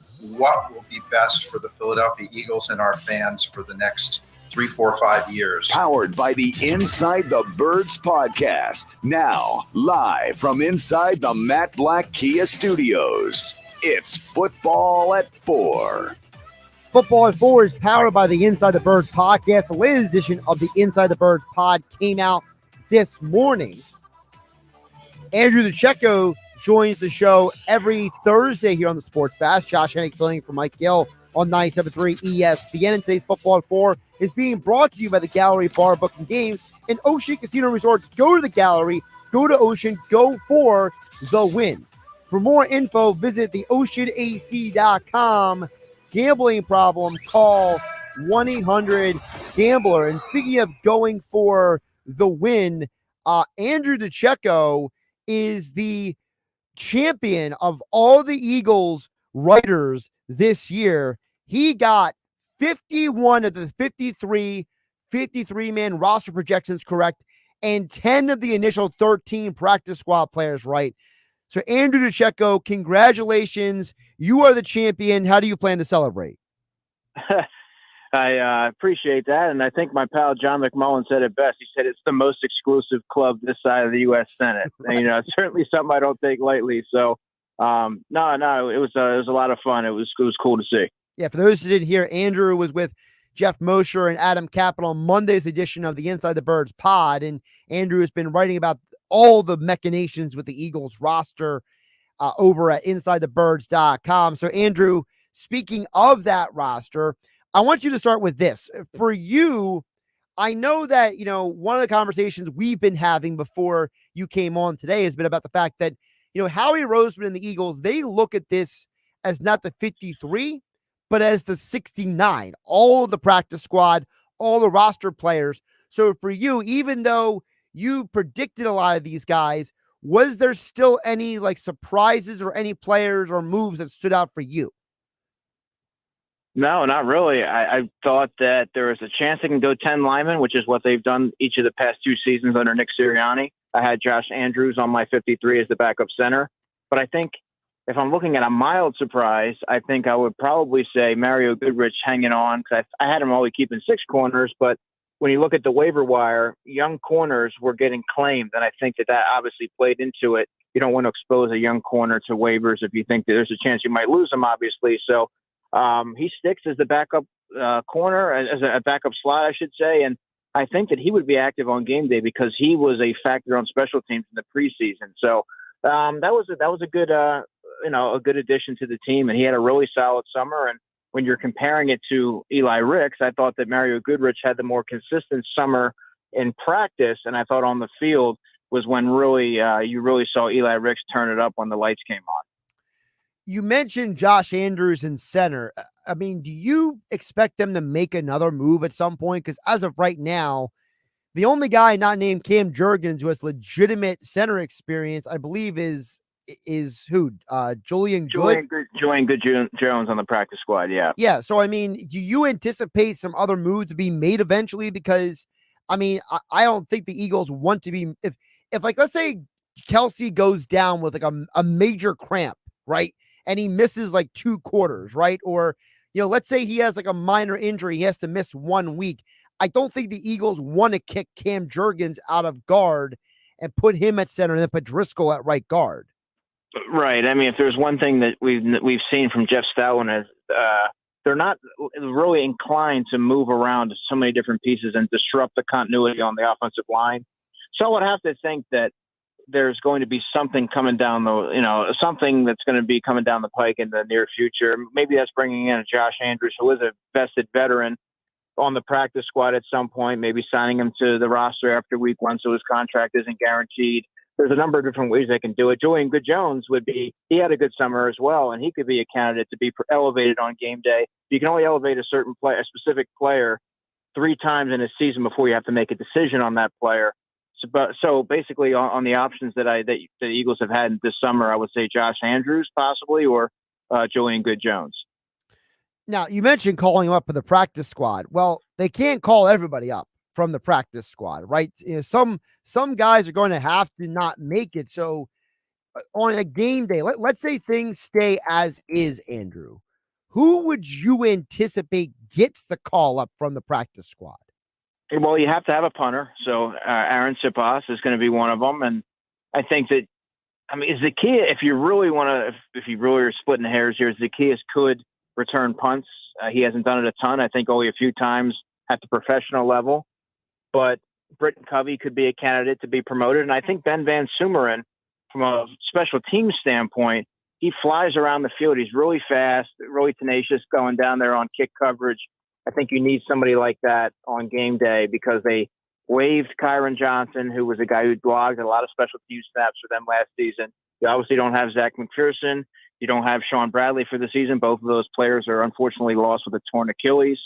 So I think adding to the special teams unit for game day should be a priority. And I would probably say Ben Van Sumeren. You mentioned the special teams. Andrew DeCecco is joining us on the Elite Acura hotline here on 97.3 ESPN.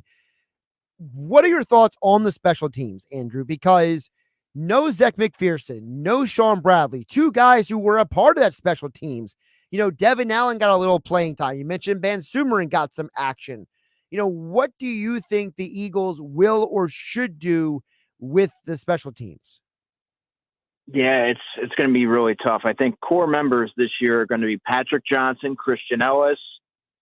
And then after that, you have to see who's going to really assert themselves. I think Ben Van Sumeren is a player who really thrived in that facet of the game, but I don't view him as a player who's going to be signed to the 53. I think he could be elevated a few times when they need him, and then maybe they'll have to make a decision. But I think Mario Goodrich is going to be a player who's going to be a factor on special teams. And then after that, they don't have a ton of but typically linebackers and safeties are your core guys there. But right now, Patrick Johnson is ascending to that leadership role. He played 75% of the snaps on special teams last year. Eli Ricks played a little bit of special teams. You saw him make a nice block in that final preseason game, paving the way for Devin Allen down that right sideline. So he's a guy who can also see some time if he's able to really earn the confidence and trust of Michael Clay to be able to carry out his assignments. So they have some guys. It's just they've really seemed to have hamstrung Michael Clay, at least on the surface, in terms of sort of cleaning out his cupboard of players that were on his roster, on his unit last year. That may not necessarily be a bad thing because the Eagles didn't have a great coverage unit, but I think continuity is pretty important and kind of an under-discussed element.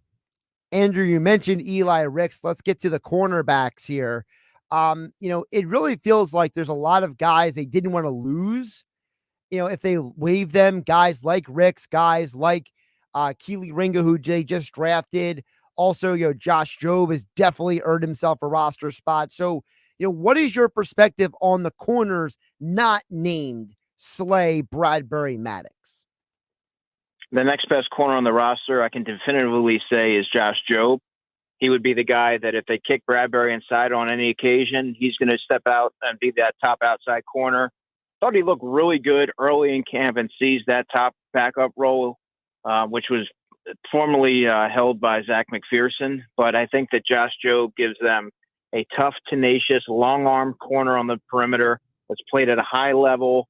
I told you I had a late round pick on him, and unfortunately he went undrafted for different reasons. And had a down year at Alabama, so that was the primary reason for that. But I think that then you look further down the line, I don't believe that Keely Ringo is equipped to contribute right away. He seems to be more of a work in progress, a pretty raw prospect. You saw him go through some growing pains in the preseason, which it's not abnormal. I mean, he just turned 21 years old, so I think that folks are going to have to bear with him a little bit. I think that it's everybody progresses at different speeds, but I don't know that he'll be a factor on game day, at least initially.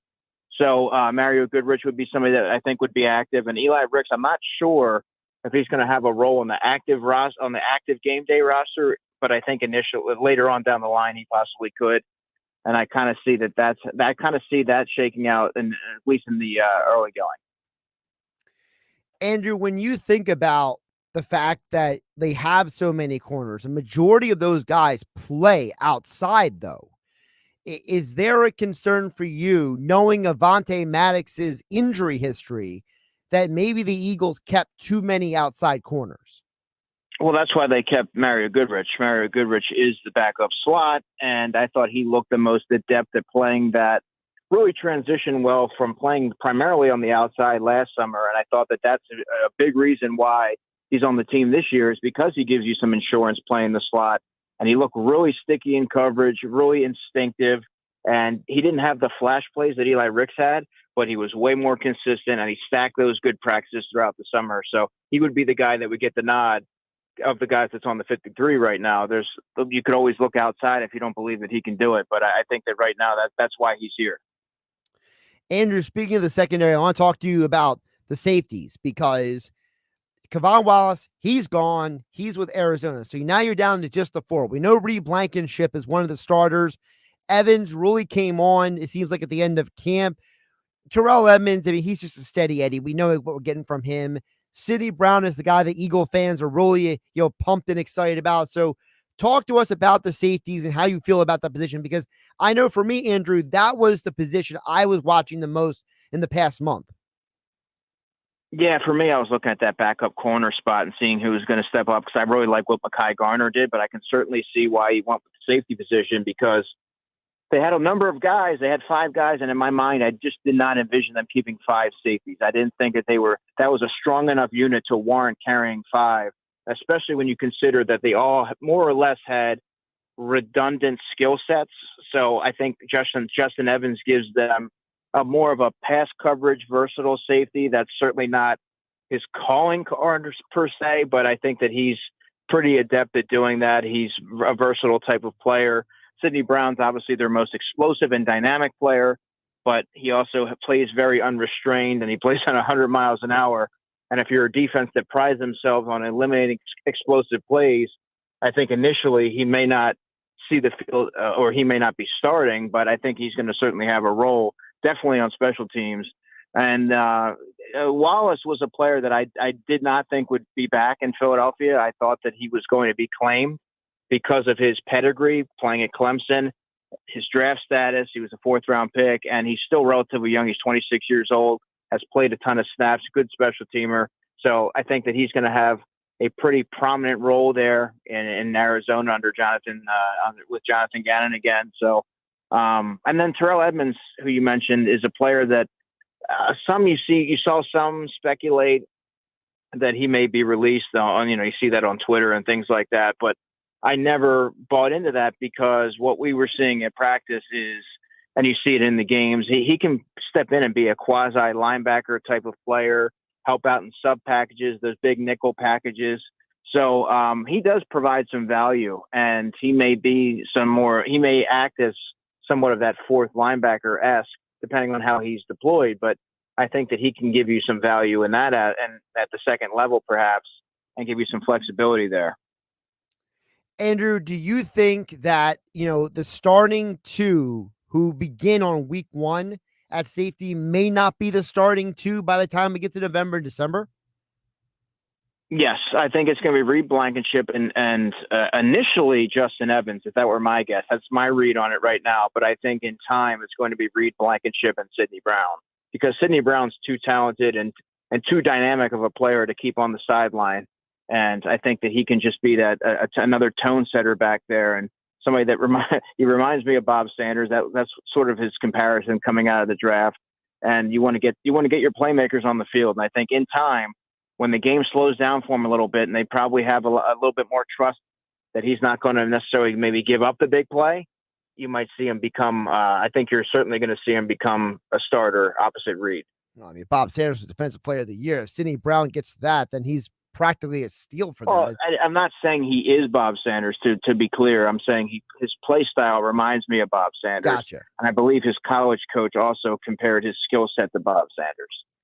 I'm just saying, I mean, I remember when Bob Sanders was healthy. That was the problem with him. I just remember he was a dynamic force of nature. He's the reason why the Colts won that championship. What was that, like 15 years ago? So, yeah, Bob Sanders was one of my favorite defensive players ever. So, I love watching him play. So it's an extra on top of the, on top compliment from Andrew DeCecco at Andrew DeCecco on Twitter, joining us on the Elite Acura hotline. Visit Elite Acura during the Summer of Performance event located on Route 73 North in Maple Shade, online at EliteAcura.com. Josh Hennig filling in for Mike Gill here on Football at 4, powered by the Inside the Birds podcast, and InsideTheBirds.com is where you find all of Andrew's coverage of the Eagles as well as the NFL draft. Andrew, looking one more position on the defense I want to touch on with you is talk to me about the defensive line, because the D line is, I know we don't talk about it a lot. I know it's not sexy or anything, but there is a very interesting point, which is they kept a lot of D tackles. So what is your perspective on the D line? Because it almost felt like they kept a couple guys because they were worried they couldn't get them through waivers, basically. Well, the only one that they would have to worry about getting through waivers that was on the fringe was Moro Ojomo, their 7th-round pick. Kentavious Street was not subject to waivers. He's a veteran, but I think that I had him keeping 7. That was what I had on my 53, and I just know that the team values Kentavious Street maybe more than the fans do. I know that he is a versatile player and he's well thought of within the organization, and my understanding was that there was never really a question of him making the 53 or not. Now, the question really became Moro Ojomo. What do you do with him? Well, he's a really talented player. He has intriguing traits, and he's 21 years old. And if you're a team like the Eagles that really prioritize stockpiling defensive linemen and building towards the future, you don't necessarily want to even potentially expose a player like that through waivers and risk losing him. And Marin Tuipulotu, he kind of flies under the radar, but he had probably his best summer in his 3-year career, and he's the backup nose. So when you look at it, it really came down to Moro Ojomo or Kentavious Street. Kentavious Street wasn't going anywhere, and they weren't going to part with Moro Ojomo. So that's where they're going to go heavy. Obviously, you can't play all those guys on game day, but I think Kentavious Street gives you somebody that's logged a lot of snaps at this level and 26 years old, and he can give you some versatility in there while maybe Ojomo learns the game and gets a little bit more comfortable and gets his sea legs under him. So I think that they have a really good amalgam of talent there at the position. Couple more for Andrew DeCecco here as we flip over to the offensive side of the ball. Andrew, there's only 4 wide receivers on the active roster, but we kind of knew that already. We all knew that, Brown, Smith, Watkins, Zacchaeus, they were all going to make the team. So talk to the audience about how you expect the Eagles to utilize the slot, because a lot of people are assuming Zacchaeus is going to be in there, but how does Watkins fit in? Yeah, Watkins is going to be your vertical guy. Second fastest guy on the team and outside of Devin Allen, and gives the offense a different dimension than what they don't already have. The defense has to account for his speed, and it keeps them honest. But Zacchaeus and Quez Watkins are 2 vastly different players. Watkins is more of the vertical element. He gives you more of a vertical element, whereas Zacchaeus gives you that short area quickness, catch and run, pick up some yards after the catch type of player. So they're both going to have roles. I think Zacchaeus could even see some time as a punt returner if they want to conserve one of their elevations. So that's something to keep an eye on as well. I had him keeping 4. Maybe if Tyree Cleveland hadn't gotten hurt in the preseason and a scary injury, you may be able to consider him as for that 5th spot, knowing that he played 23 games at the pro level. He did play over 300 snaps for the Denver Broncos on special teams last season. He was considered to be a core member, but I didn't think Joseph Ngata finished this summer strong. I didn't think Britton Covey, he certainly wasn't going to make that team based on merit, and he missed a large chunk of time. And I mean, Devin Allen's 28 years old, and somebody you could probably get through to the practice squad, as you're sort of going through your roster, and sure enough, he did. But he's going to be around if you need him. None of those players, to me, were like must-haves on the 53. You have to keep the 53 best players. You don't just want to, hamstring and try and shoehorn a fifth receiver in just for the sake of doing it. So I think that they have 4 guys on the practice squad they can call up at any given time. So, I think to me, it would be Britton Covey if and when they want to go that surefire punt return route, and then they're probably going to end up signing him to the roster like they did last year.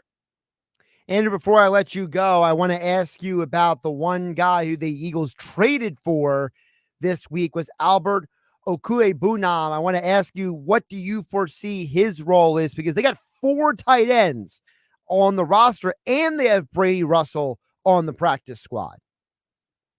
Yeah, I mean, I like his tape coming out of Missouri.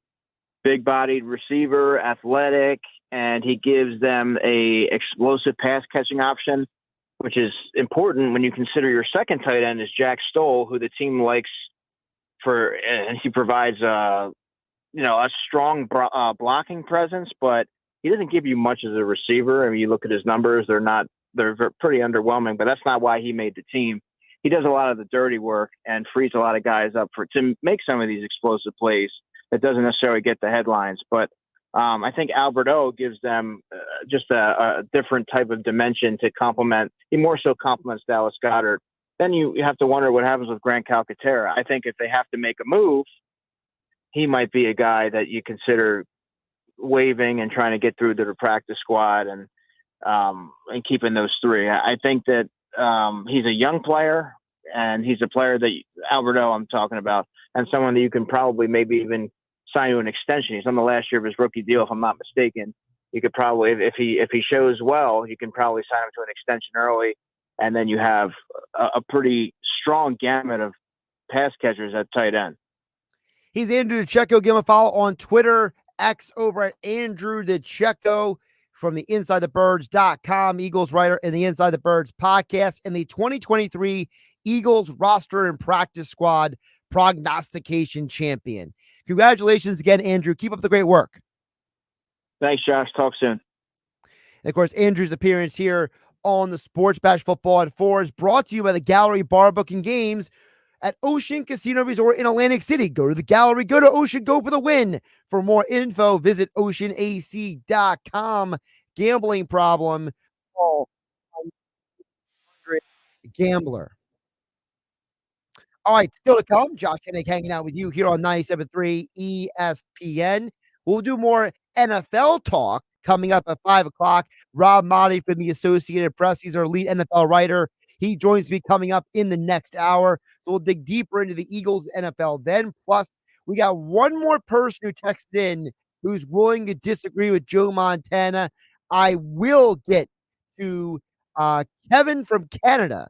He wants to talk a little football, so we will get to him as well. But coming up on the other side, college football, big game tonight, Florida versus Utah. And Chad Brown, former NFL linebacker, played with the Steelers and the Seahawks. He will join us coming up on the other side. Florida, Utah. Coverage begins tonight at 7:30 at 97.3 ESPN. Chad Brown will be on the coverage, so we'll talk some college football. Coming up on the other side, Josh Hennig filling in for Mike Gill on 97.3 ESPN FM, 97.3 ESPN mobile app powered by First Bank of CI. We have the perfect remedy for sitting in traffic. The Sports Bash with Mike Gill on 97.3 ESPN and the 97.3 ESPN free mobile app. Sail into summer in New Jersey, where sea breeze.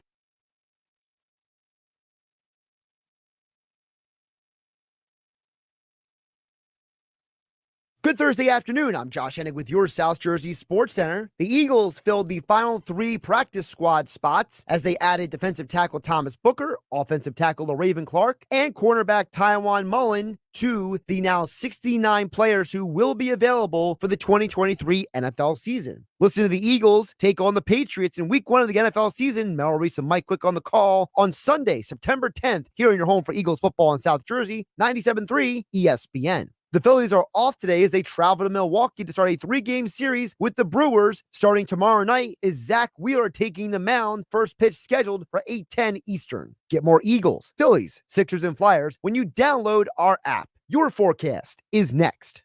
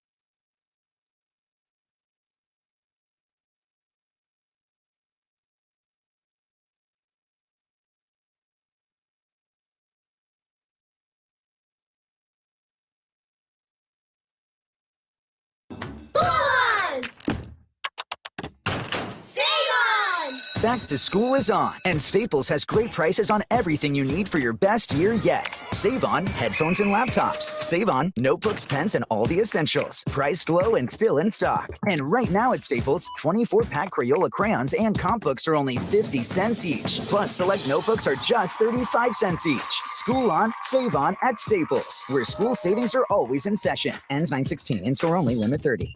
Any trade, any trade, any trade. Bring any trade to Matt Blatt Nissan because AJ the Trade Man is in need of more trades. Used car values have been all over the map, but AJ has one mission: give you the best trade value and get you into a new Matt Blatt Nissan with 0 down, 0 payments for 90 days, and 0% financing on every new Matt Blatt Nissan. Oh yeah, it's on at Matt Blatt Nissan. Even if you owe thousands more than it's worth, AJ the Trade Man wants your trade. Plus, with your job clearing $350 per week, you're practically approved with 0 down and 0 interest on every new Nissan in stock. For 13 months, all backed by Matt Blatt's 4-day love it or leave it return policy. Only at MattBlattNissan.com. On approved Tier 1 credit through DMAT, negative equity will be refinanced into new vehicle. Or go to Matt Blatt Nissan for complete details. Offer ends 9/7/2023. It's on at Matt Blatt Nissan on the Black Horse Pike, Egg Harbor Township.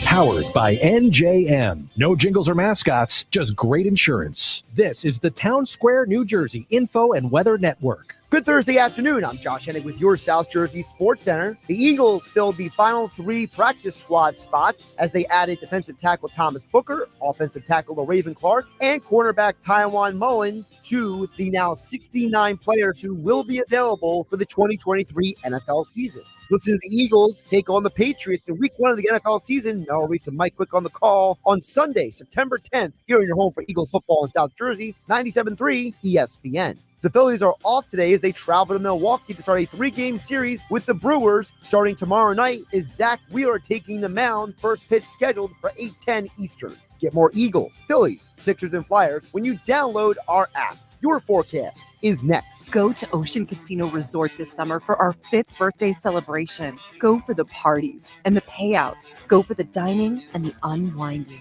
Go for the win at Ocean Casino Resort in Atlantic City. For more information, visit theoceanac.com. Must be 21 or older. Gambling problem? Call 1-800-GAMBLER. One thing you won't have to worry about this weekend is the weather. It's going to be gorgeous. Hey, I'm Joe Kelly. Here's your South Jersey weather. Clear sky tonight, a low 58. Tomorrow looks nice and comfortable once again. Plenty of sunshine, high of 76. Now into the Labor Day weekend. How about this? Sunshine Saturday, Sunday, and Monday. Highs each day ranging from the upper 70s Saturday to maybe hitting 90 on Labor Day Monday. That's a forecast we can all live with for the holiday weekend. I'm Joe Kelly. South Jersey business owners, when Eagles football returns to the airwaves this season, don't miss out. Make sure your business is a part of the Philadelphia Eagles season with Merrill Reese and Mike Quick on 97.3 ESPN. Touchdown! Every week, the NFL's most passionate fan base flocks to 97.3 ESPN radio to listen to their favorite team, the Philadelphia Eagles. Advertising with the Eagles can help your business connect with the consumers you are trying to reach. 97.3 ESPN is the most listened to sports source in all of South Jersey. That's what makes 97.3 ESPN such a powerful station for your business's message. So this Eagles season, don't have your business sitting on the sidelines. Be a part of the Philadelphia Eagles season on 97.3 ESPN. To be a part of the Eagles season, call Market President Mike Rubel at 609-910-5249. There's only one place for live sports and sports talk in South Jersey. Oh, yeah! Your sports station is 97.3 ESPN.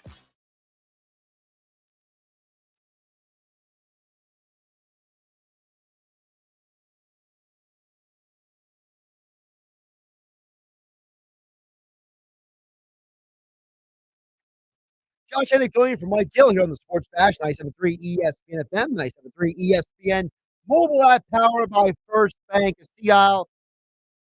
Coming up tonight on 97.3 ESPN, coverage begins at 7:30 p.m. Thanks to the Compass Media Network. Florida, Utah, round two. These two schools played last year in a very interesting game, and this year it's not in the swamp, it's in Utah, and to talk more about it, former NFL linebacker Chad Brown joins us on the Elite Acura Hotline here on 97.3 ESPN. Chad, welcome in. How's your day going? The day is going great, and I am excited for some football tonight, my friend.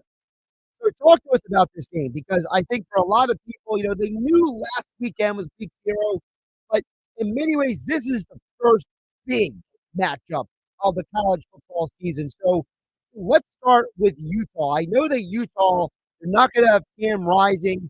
So what do you anticipate from them on offense tonight? Well, we have to see if Cam Rising is going to play. He's practiced. He looks like he's done everything in practice.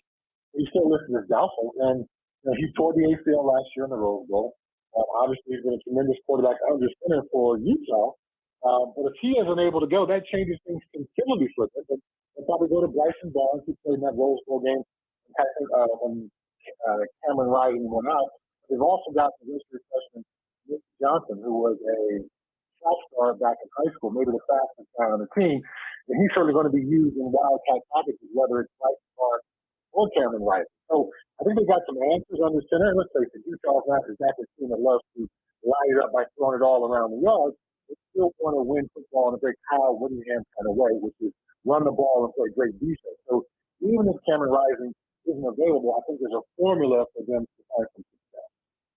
As someone who played 15 years in the NFL on defense, talk to us about, as a defensive player, when you know that the starting quarterback is doubtful and the two quarterbacks behind him are as different as Barnes and Johnson are compared to Rising, how does it impact you as a defensive player?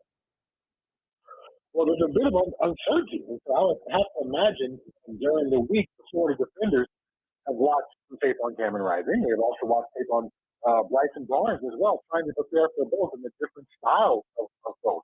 And if I'm the coaching staff at Florida, I'd try to find the fastest player on my team and get my scout team offense prepared to give my defense a look in case Ray Johnson comes to the game and build those wildcats with zone read packages.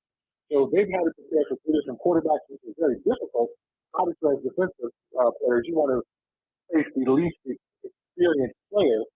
But in this case, the least experienced player would be Nate Johnson, who presents the greatest physical skill set. So be careful what you wish for if you're a Gators fan.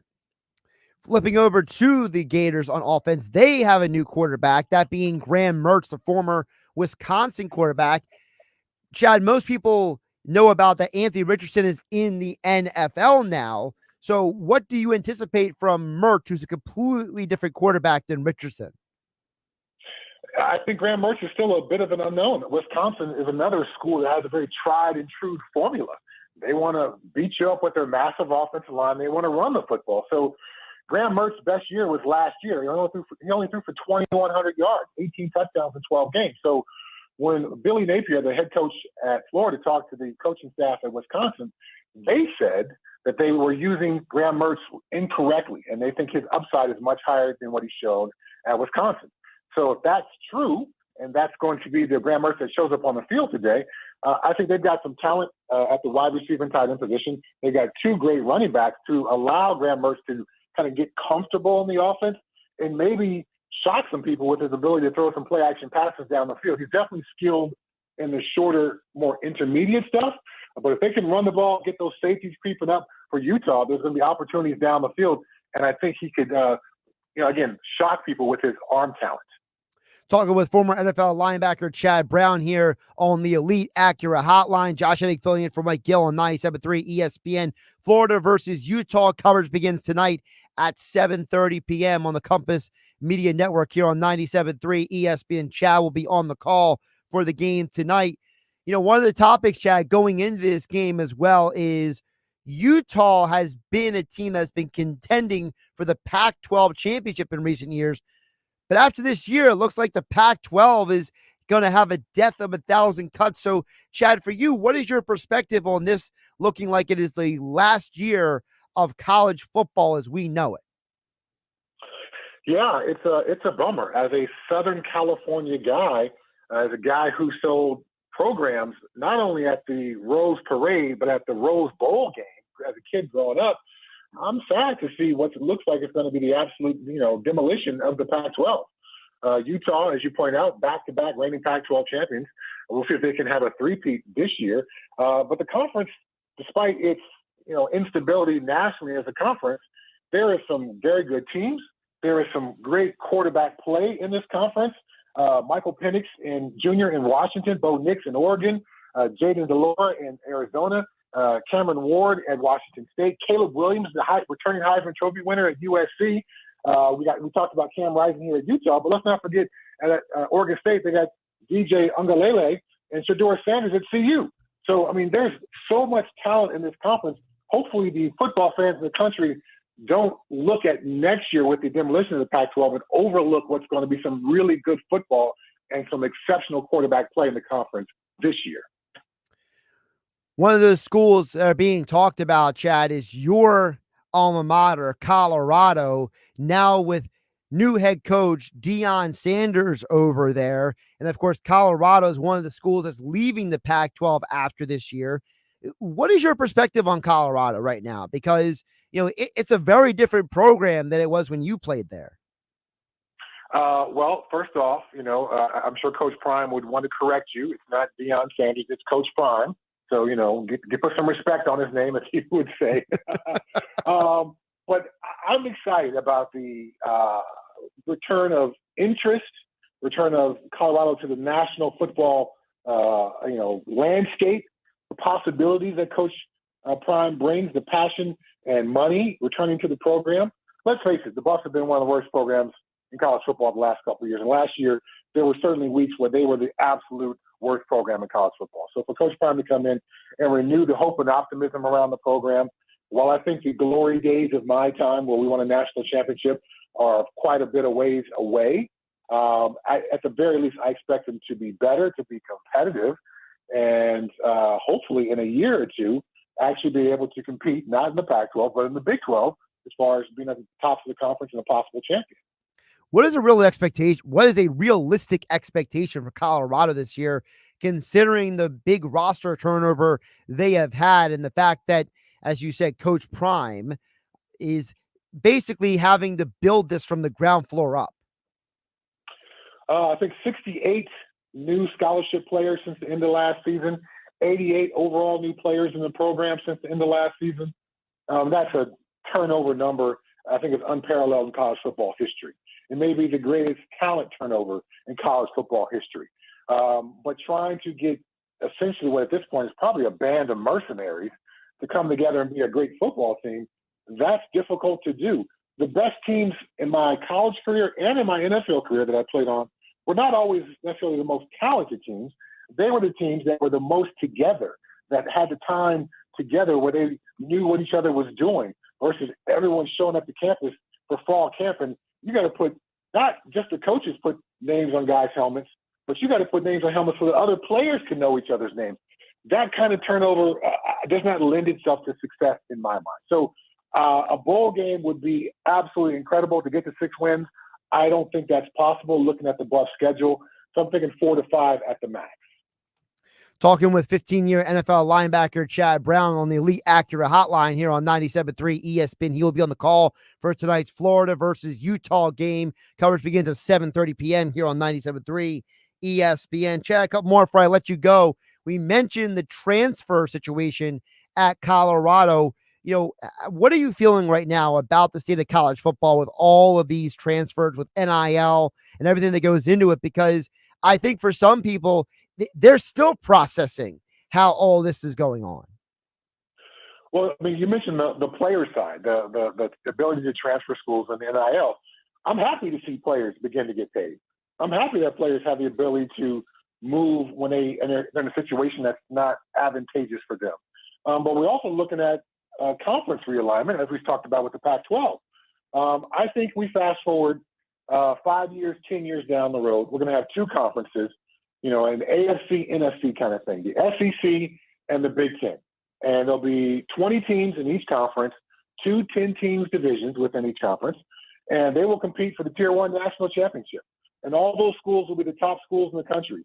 And the NIL dollars will somehow be regulated in some way.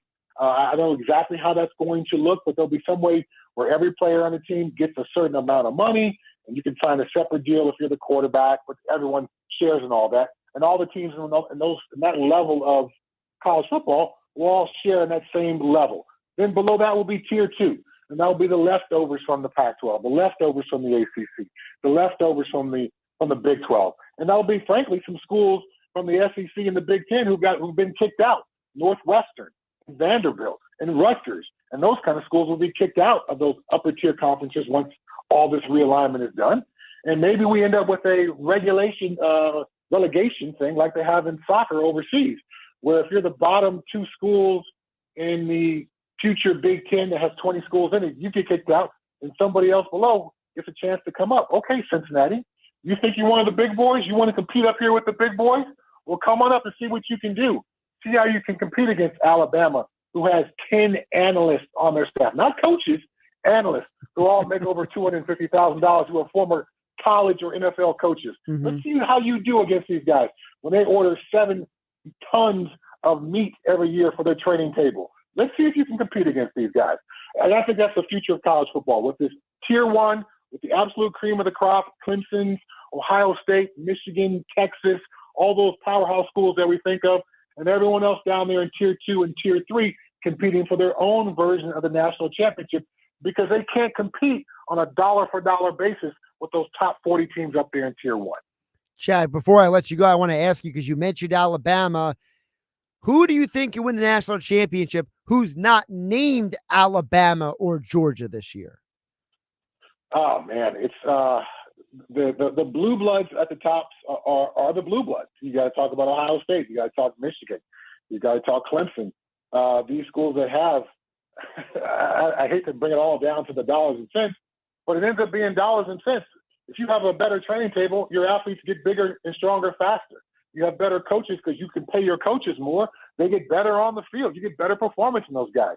You have your $10 million training facility with 75-inch TVs in there. Then the guys can watch tape better. It all comes down to that. And the true cream of the crop in college football have the dollars and resources available to spend that, and therefore they're at the top. There's always going to be a team that sneaks up in there through a bunch of fifth-year seniors who are more mature, and there's always going to be that team who kind of bubbles up in there. But in the end, year in and year out, it's going to be those top 7-8 teams that we always think of.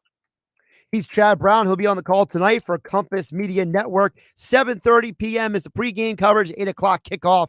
Florida versus Utah. He'll be on the call right here on 97.3 ESPN. And he joined us on the Elite Acura hotline. Chad, great stuff. Appreciate you jumping on. Thanks for having me on. I certainly appreciate it. Have a good one. Visit Elite Accurate during the summer, a performance event located on Route 73 North in Maple Shade, online at eliteaccurate.com. Josh Hennig filling in for Mike Gill here on the Sports Bash on 97.3 ESPN. Great stuff there from Chad Brown. I thought it was interesting. He talked about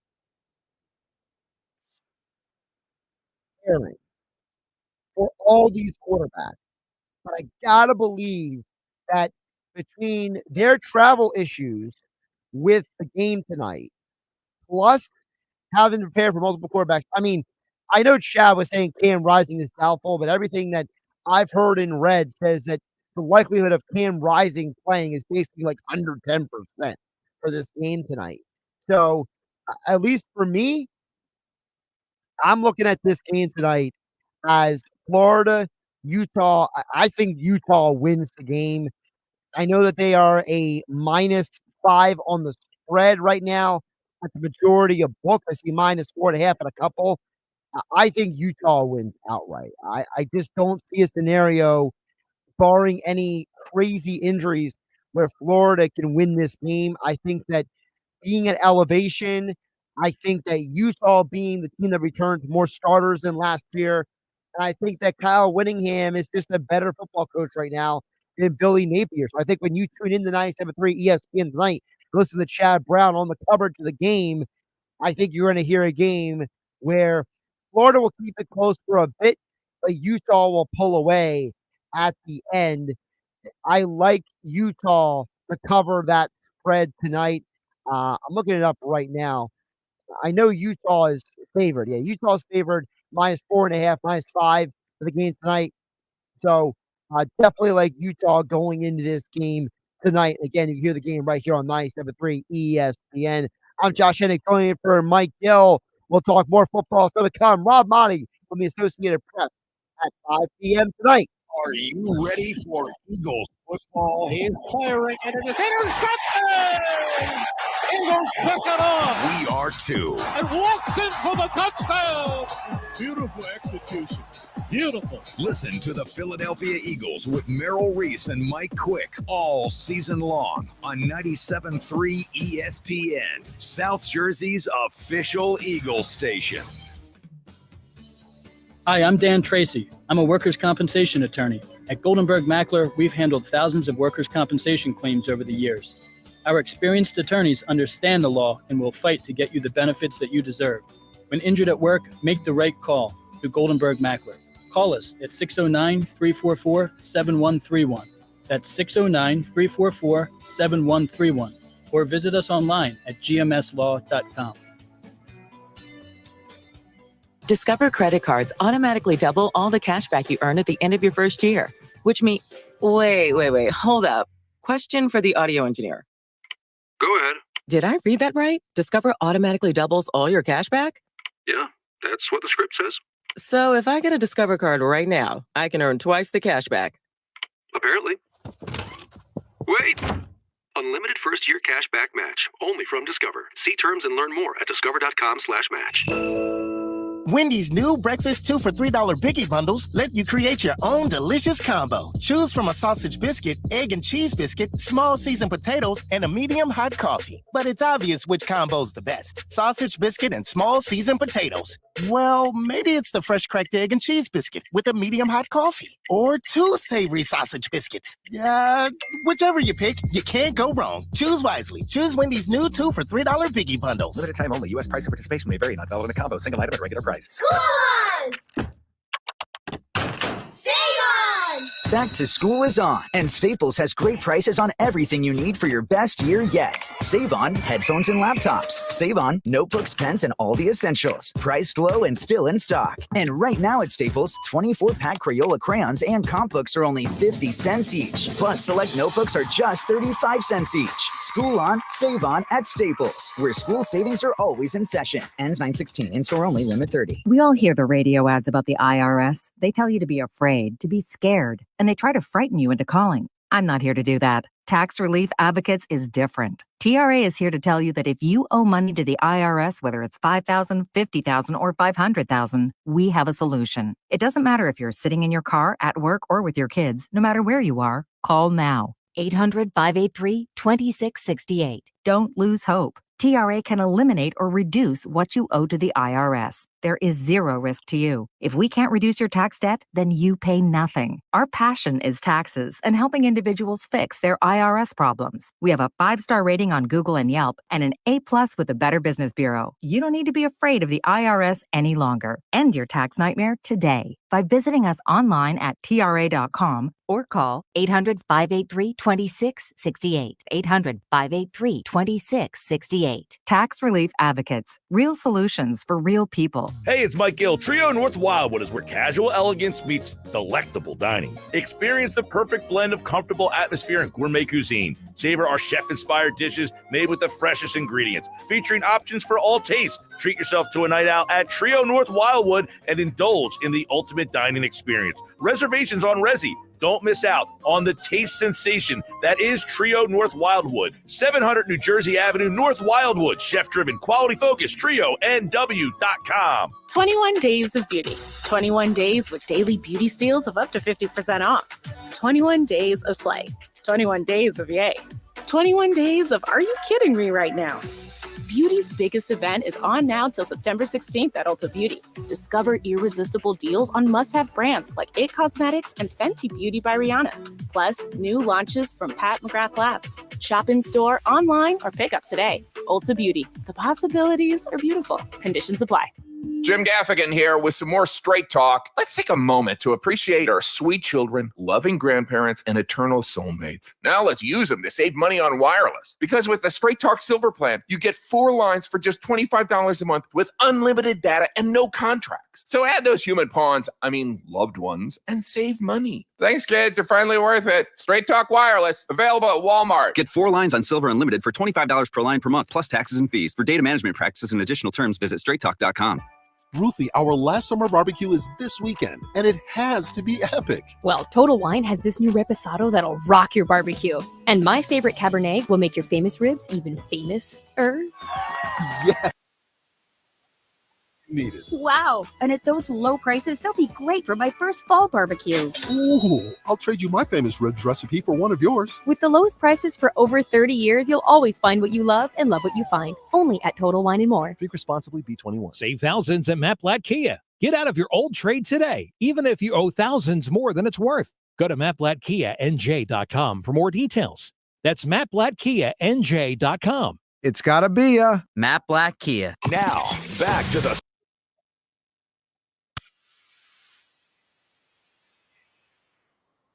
filling in for Mike Gill here on the Sports Bash on 97.3 ESPN. The final day of August. I feel the football in the air. I'm so excited. Florida, Utah tonight on 97.3 ESPN. This weekend we have a triple header of college football. But yes, Scott Brown has his alma mater, Colorado. They're playing Utah this Saturday, 12 o'clock kickoff on 97.3 ESPN, followed by Notre Dame football at 3:30, and then Penn State versus West Virginia on Saturday night, triple header. Triple headers of football are back. This is my time of year. I love football. This is football is far away my favorite sport. Always has been. Just absolutely love it. I will get to the text because I asked you guys in the last hour, and a new person stepped up. Joe Montana said that Dan Marino is the greatest quarterback of all time. And I said, is anybody going to challenge Joe Montana? Now, Tom Margate was the first one. He said that Tom Brady is the greatest of all time. Well, Kevin from Canada chimes in. He says, hey, Josh, I'm manning up. I think Montana is crazy. You could make this exact argument with Donovan McNabb and Randall Cunningham. Each person's quarterback isn't the same for everyone. This whole discussion is crazy to limit it to just one. So Kevin in Canada, who by the way is an Eagles fan, his angle on the conversation is that it's not necessarily about one guy being in the GOAT conversation. Kevin's position is, look, if you want to say that Dan Marino is in that conversation, he says, I don't like Marino's rationale, but you can't limit it to just one guy. That's a very interesting take. The guy took a two-pronged approach. Now, he also took issue with what I said, though. He said, by the way, Mark Everdor is better than Dominic Hasek. and Patrick Waugh is better than both those goals. Kevin, gotta agree to disagree. Because, first of all, I think Dominic Hasek is arguably the greatest player I've ever seen play goaltender. That dude played on lesser teams than Brodeur and Waugh did. And I think Waugh is actually overrated. I think Waugh was very fortunate to play on some elite Avalanche rosters. Those Colorado Avalanche teams in that Canadian team before he got to Colorado, they both were elite squads when he won Stanley Cup. So I think Brodeur is better than Waugh. I think if you want to tell me Brodeur is the greatest goaltender of all time, I can look at that. I think Brodeur, he was just a more talented goaltender. He had better range than Waugh. I feel like Waugh was a little stiff at times. I think Brodeur, I like athletic goaltenders. That's probably why I'm a little biased to Hasek. Hasek was smaller than those two guys. He was more limber and athletic and made crazy freakish saves. It's like the difference between if Dominic Hasek was Ken Griffey Jr., then Martin Brodeur, was probably more like Albert Pujols. That's the comparison I would. Saturday on Compass Media Network's coverage of NCAA football. The hunt for the national championship begins in Happy Valley as the 7th-ranked Penn State Nittany Lions host the West Virginia Mountaineers. Hi, this is TJ Reese. Join LeVar Arrington and me for all the action as James Franklin and the Nittany Lions get a tough opening week test against upset-minded West Virginia. It's number 7 Penn State and West Virginia. It's College Football Saturday on 97.3 ESPN. Coverage begins after Notre Dame football. The iconic and most rewarding place to play is now available online. Caesars Palace Online Casino has all of your favorite games, including exclusive ones only available on Caesars Palace Online. Fantastic jackpots, daily promotions, and more. With Caesars Rewards, the largest and most rewarding loyalty program in gaming and entertainment.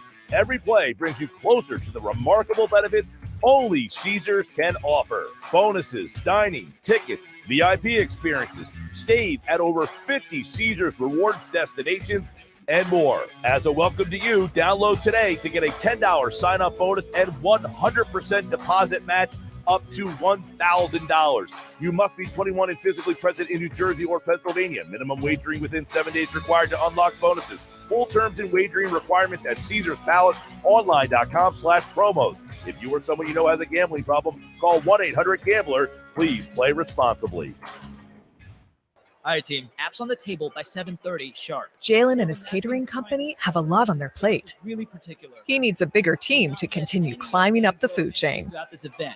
Hey, Mitch, was that a contract for 200 or 250 people? Indeed can help him hire great people fast. I need Indeed. Indeed you do.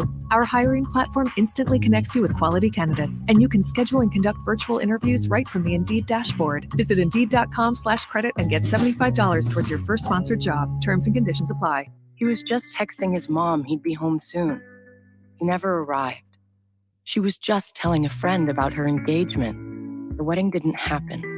He just wanted his friends to hear that one song. They never did. She just wanted to hand her a quick snack. She didn't see the stop sign. Their families just wish they decided to just drive. Please don't drive distracted. From the New Jersey Division of Highway Traffic Safety. Labor Day savings are here at Lowe's. Get up to an additional $1,500 off select major kitchen appliances. And save $100 off select laundry pairs, priced $1,396 or more. Plus, make your big purchases easy with Lowe's Pay, our new flexible buy now, pay later payment option. Lowe's knows home improvement. Valid through 9/6. Appliance savings vary based on purchase amount. Exclusions apply. See Lowe's.com for details. Subject to credit approval. Paid for by ERC Business Solutions. The following is a public notice for business owners affected by COVID-19. Due to the recent expansion of the Employee Retention Tax Credit, you may be eligible to receive compensation of up to $26,000 per employee on your payroll throughout 2020 and 21. However, time is running out for you to apply for this credit. At ERC Business Solutions, we make it simple. To encourage as many business people as possible to take advantage of this program before the window closes, a toll-free telephone number has been established for you to rapidly check your eligibility. There are no application fees, and the average call takes less than 8 minutes. That number is 888-449-3604. 888-449-3604. To see if you qualify to receive a check from the U.S. Treasury Department for up to $26,000 per employee before the program ends, call 888-449-3604. A team of ERC specialists are awaiting your call at 888-449-3604. Once again, 888-449-3604. Hey, Jen, I just stopped in to say hello, and oh my goodness, look how busy it is in here. How do you get all these customers? Yeah, this month has been a record breaker for us. For a long time, we had decent business coming in from word of mouth, but we weren't growing. Lately, though, a lot of new folks have been finding us online, and that's made all the difference. That's terrific, man. I wish I could figure out how to do that for my shop, but I have no idea where to start. Just do what I did. It's not as hard as you think. Go to mylocalcustomers.com to see exactly how many searches there are for businesses like yours. If you see that there are a good number of clients searching in our area, you'll also get some suggestions for the best way to get their attention. Do you think there are a lot of people searching for my business? There's only one way to find out. Go to mylocalcustomers.com. It's quick, easy, and free.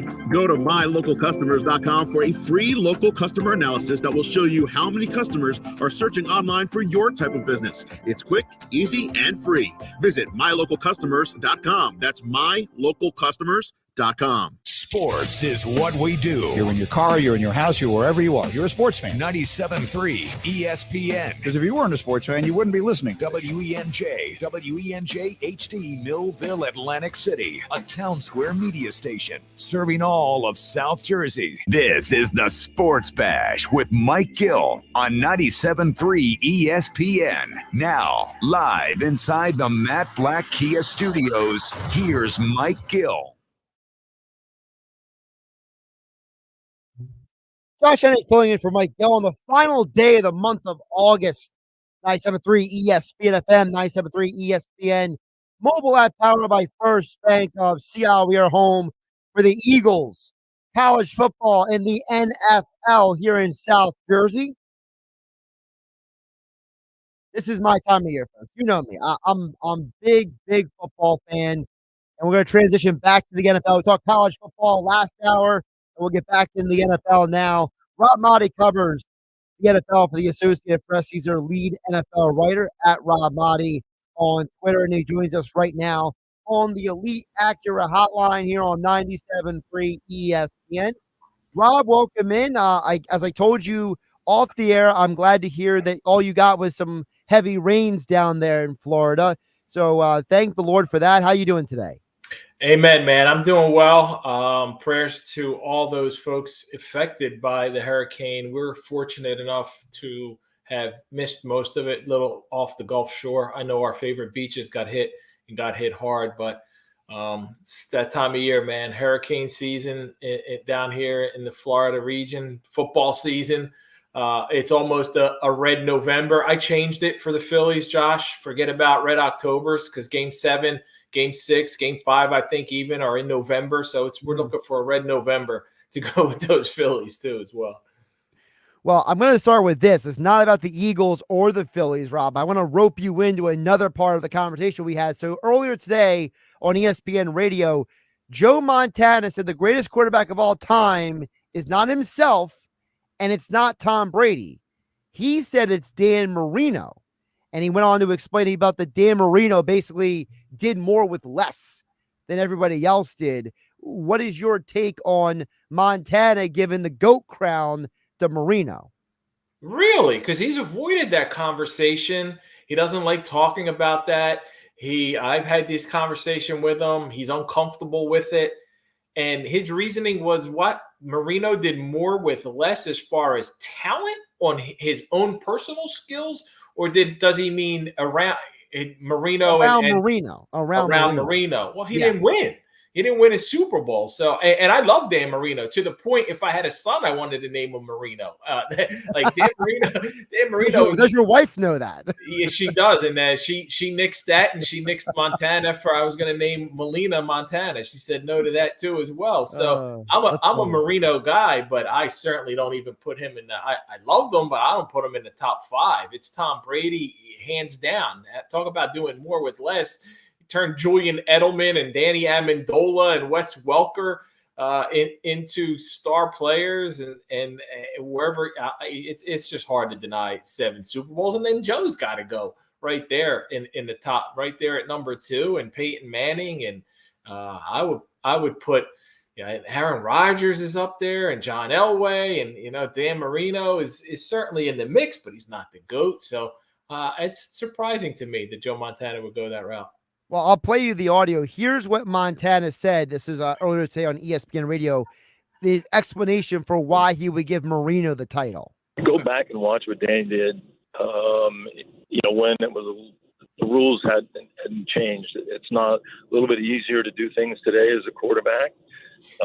Danny had some great wide receivers, but not very big, not very, but fast.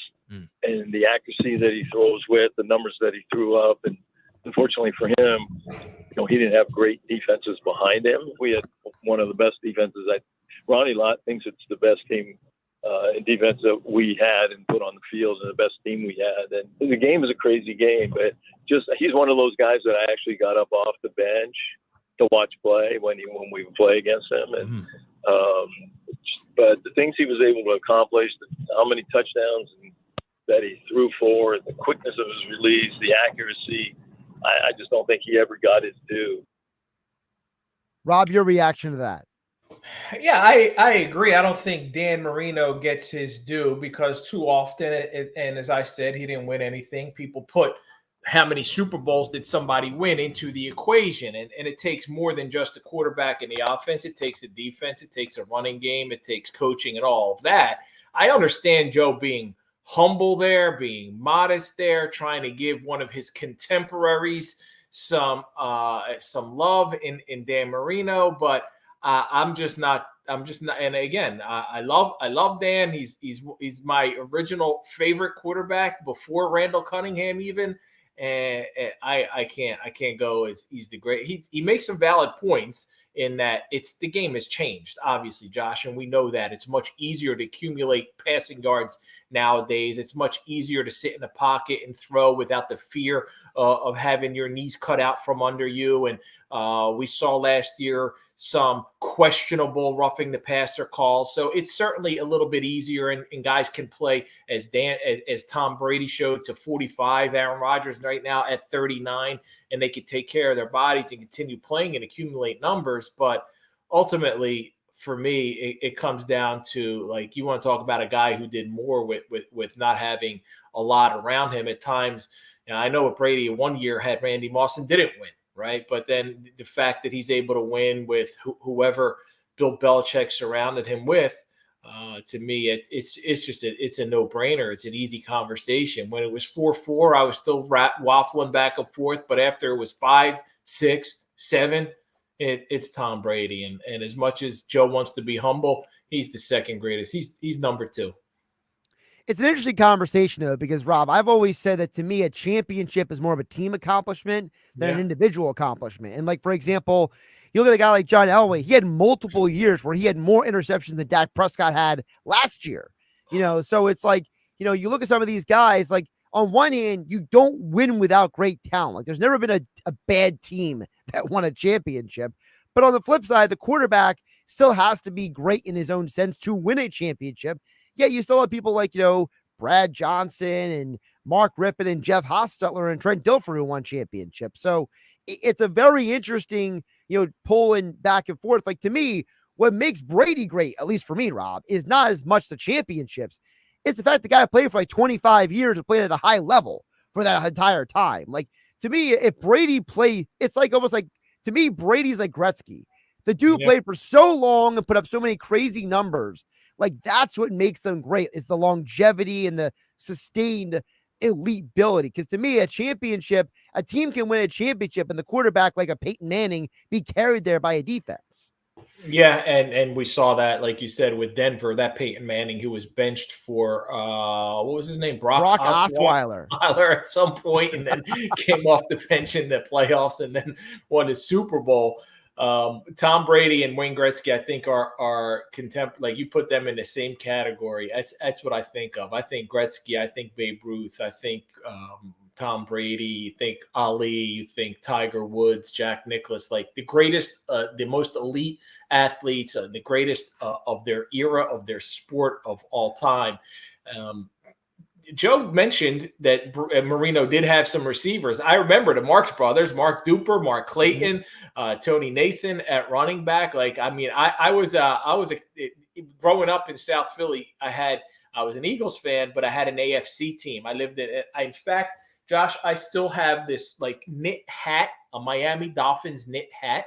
Wow. And then I have a Dan Marino baseball cap that's it's not it's got his signature on it, but not autographed. And they're right here in my office. Of course, the listeners can't see it. You can, but they're right here in my office. So like that's my attachment to the Dolphins as a kid. I remember like it was David Woodley was the quarterback when they played against the Redskins in the Super Bowl. And that was probably my first year like rooting hard for the Dolphins, love their colors. But yeah, these are the conversations where you're looking at the eras too, man, and it's different. Not only is it easier for quarterbacks now, wide receivers don't have to deal with the physicality as much of the defensive backs, and they certainly don't have to be concerned about going across the middle, getting their head taken off. So it's certainly much easier, and we see that reflected in the passing numbers. Guys are throwing for 3,000 yards easily, 4,000, 5,000 yards. It's happening week in and year in and year out, and then the numbers are insanely different, and the interception totals are going down, whereas, as you mentioned, John Elway, Peyton Manning was throwing 20-plus interceptions. Brett Favre was throwing 20, 25, 30 interceptions. I don't know if he got to 30, but up there.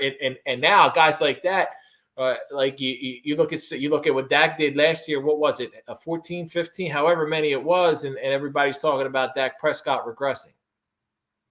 Rob Motti staying objective here on the Elite Acura Hotline on 97.3 ESPN. You can follow him on Twitter at Rob Motti, joining us to talk some NFL. Rob, it's been a crazy week, by the way. You mentioned, the quarterbacks were established. Well, it's been a crazy week for everyone, seeing guys come and go. I mean, it's so crazy that literally the news broke a little while ago. Apparently Matt Corral has been signed to the Patriots roster.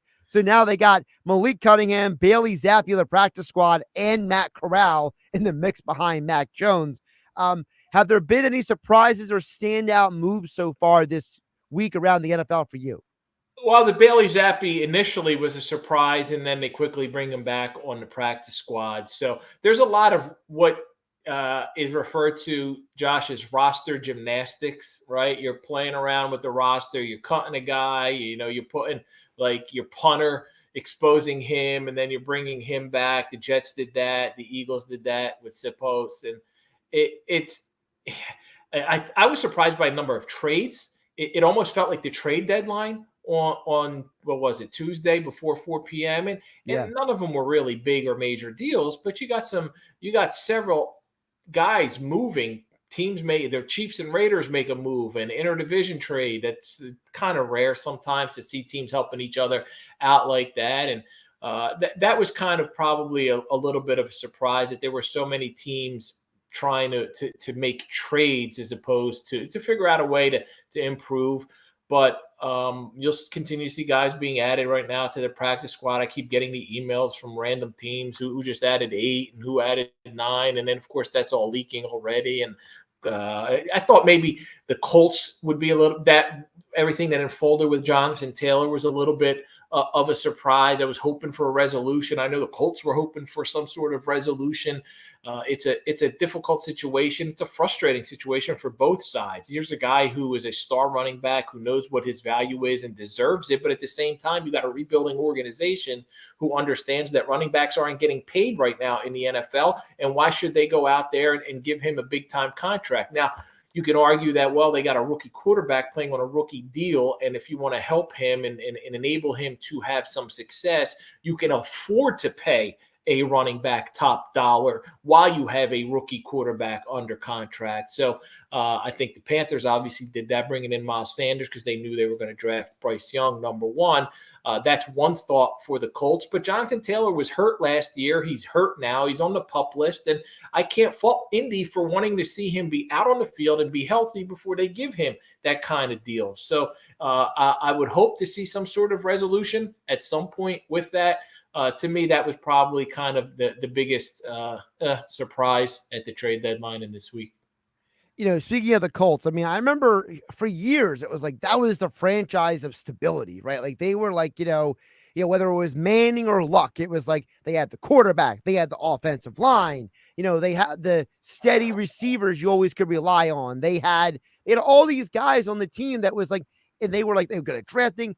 And now, like, ever since Phillip Rivers lost that playoff game to the Bills, it's like the entire franchise is like going off the main road, and they're driving downhill in like a sedan, basically trying to do like off-road terrain. And they come back. What happened to your car? It's like, it's a long story. That's what I feel like the Colts are now. Like they were like the team you could rely on, and now they're the franchise that doesn't seem to know what they're doing.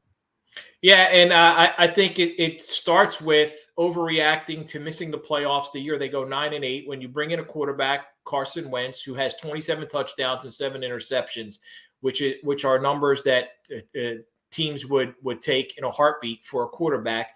Daniel Jones does way less than that and gets $40 million. Frank Reich thought he was going to have Carson Wentz for at least 2 seasons. He was shocked to see the overreaction to them missing the playoffs, which was not entirely on the quarterback, who certainly played terrible the final 2 weeks of the season. And there was a COVID issue that he missed practice for 5 or 6 days and all that stuff. But it should not have gotten to that point where, imagine if that organization would have given him 1 more year with Frank Reich coming back and allowed Frank to continue coaching for a second season. Instead, the bottom drops out. They go from Frank Reich to Jeff Saturday to now Shane Steichen. Maybe Anthony Richardson, who is the number 4 overall pick, is going to be the answer. But a lot of people will tell you they got an owner who's been problematic in meddling too much. What he said about Jonathan Taylor was certainly something that he took personally. And that all goes back to, for me, it goes back to maybe you overreacted after the 2021 season, I guess it was, and unloaded Carson Wentz after he had a pretty darn good year. I don't think Anthony Richardson is going to give you 27-7 this year, and he certainly may never do that. The hope is that he will, and the hope is he'll be a dual threat a la Jalen Hurts. But right now, like you said, that's an organization in disarray, and I think it starts with sometimes there are emotional decisions that are made that are reacting in the moment, and that becomes a problem. Rob, speaking of owners and meddling, Jerry Jones acquires Trey Lance, doesn't tell anybody. I mean, that in of itself, you gotta laugh at it. Like it's Jerry, like that's classic, isn't it? I mean, Jerry sees a shiny car. He's like, I want to buy it. Like that's what happened to me. It's like. He's like, all right, I'm gonna go. Hey, nobody knows. Like, how's that happen? And then the only explanation is, well, it's Jerry Jones. And I love, and I know he mentioned this before, but I love that it was pointed out again this week that he also wanted to draft Jalen Hurts too.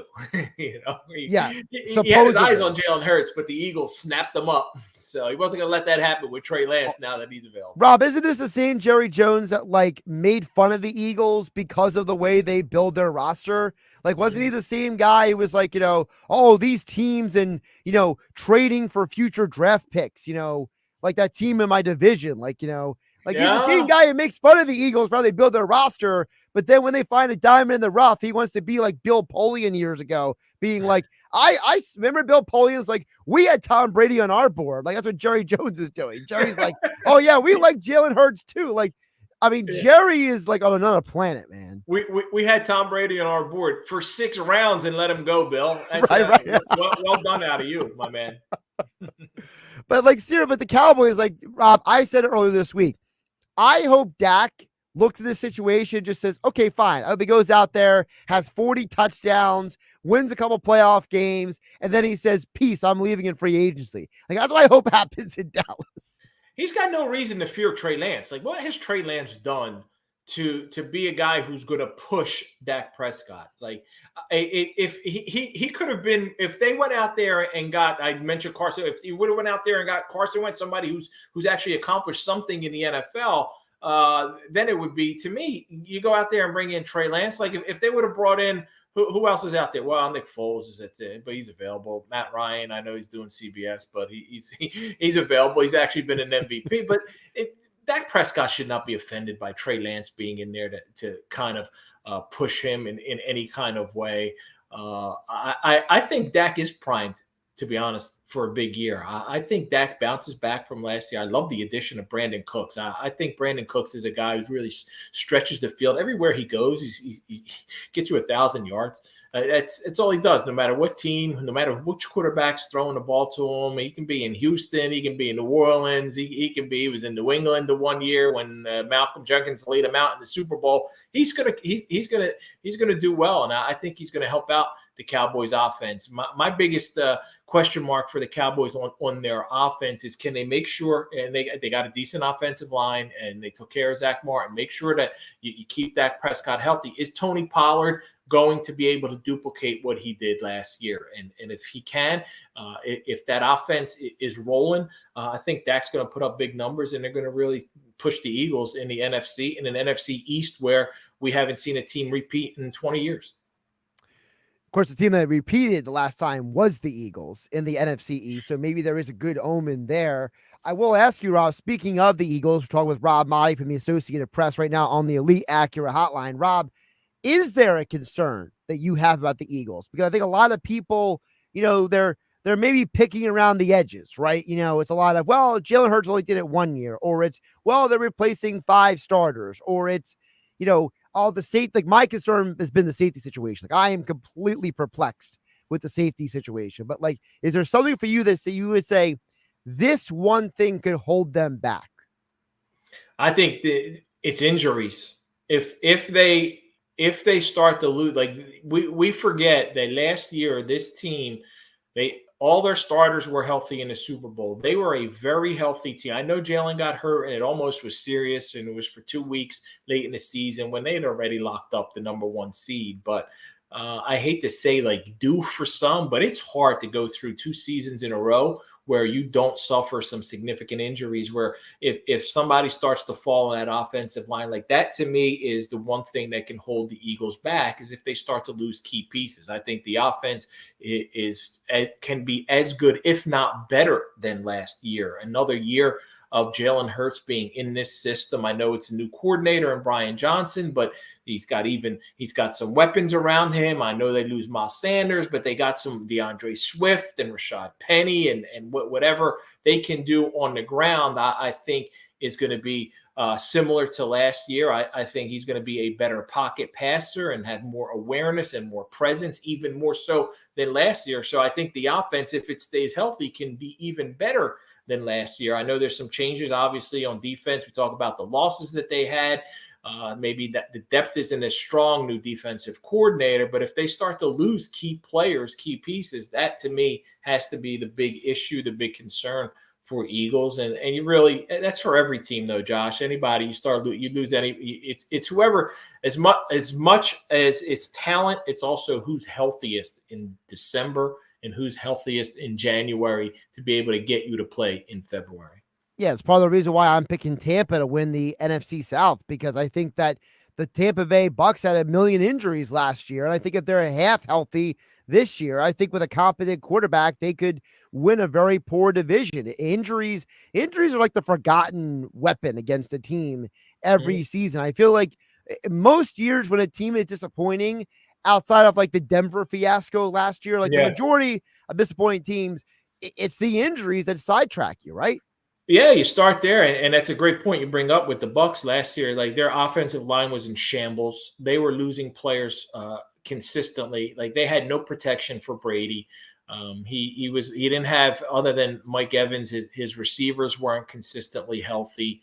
And on the defensive side, they were losing guys. if they can stay healthy in that weak division, if Baker Mayfield, what I've seen out of him in training camp and in the preseason is a more grown up, more mature guy who I think understands that, hey, this could be my last opportunity, my last stop in the NFL to prove I can be a number one quarterback. They got no pressure. There's no expectations. And I think they like that after having the circus, and it wasn't much of a circus around Tom Brady because it's Tampa and the media here isn't immense. So there's more people who go to an Eagles OTA than a Buccaneers regular season game, which is crazy.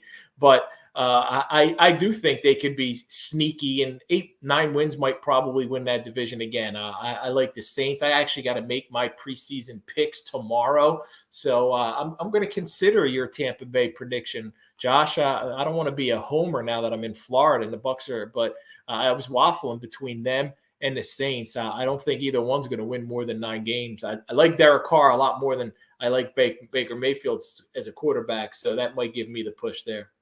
Yeah, I think the problem with Carr is that the Saints lost a couple guys on defense this offseason, but that's just my perspective. Speaking of guys who stayed healthy, there was a guy that played at least 14 games, 12 of his 16 years in the NFL, and that's Brian Dawkins. And Rob, you're going to be doing a big event with him coming up. That is going to be September 16th at Fellowship Bible Church in Sewell. Tell the folks more about the event.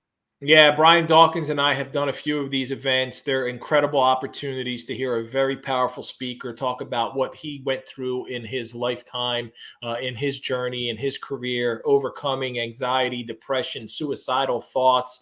Mental health has become such a big topic, and it's something I think a lot of us need to not overlook and say, hey, whether you're a man who feels like I'll man up, I'll suck it up and I'll deal with it, to no matter who you are, it's something that we need to, B-Dog calls it cerebral wellness, and we need to take care of ourselves mentally, physically, and spiritually to be the best version of ourselves. So that event is coming up September 16th. There's a VIP meet and greet, Josh. So if people want to get some tickets for that, and there's also some general admission tickets, we do have a discount code. So I don't think I've mentioned it yet anywhere. So here I am mentioning it on your show. Blessed by the best is what Brian Dawkins always says. So if you use the promo code BLESSED, BLESSED, I think there's like a $5 discount on tickets. So check that out. Also, a portion of the proceeds is going to go to Brian's Impact Foundation if you use that promo code BLESSED. So if you go to faithonthefieldshow.com/Dawkins, that's where you can get the tickets right now. It's September 16th. It's a Saturday, so folks don't have to worry about the Monday to Friday. It's a Saturday, and another interview with NFL either on Sunday. So it's a perfect day. Saturday, September 16th in Sewell, New Jersey at the Fellowship Bible Church. Get your tickets right now. faithonthefieldshow.com/Dawkins, along with Rob Motti will be there hosting the Faith on the Field live event. And of course, Faith on the Field is heard Saturday and Sunday mornings here on 97.3 ESPN. Rob Motti, the host of that. And of course, he covers the NFL for the Associated Press, or lead NFL writer at Rob Motti on Twitter. X is where you give him a follow. And as all guests, he appeared on the Elite Acura hotline. Rob, great stuff. Enjoy the Labor Day weekend. I'm sure you and I will be talking pretty much every week now for the NFL season. You got it, my friend. Take care, Josh. Thank you.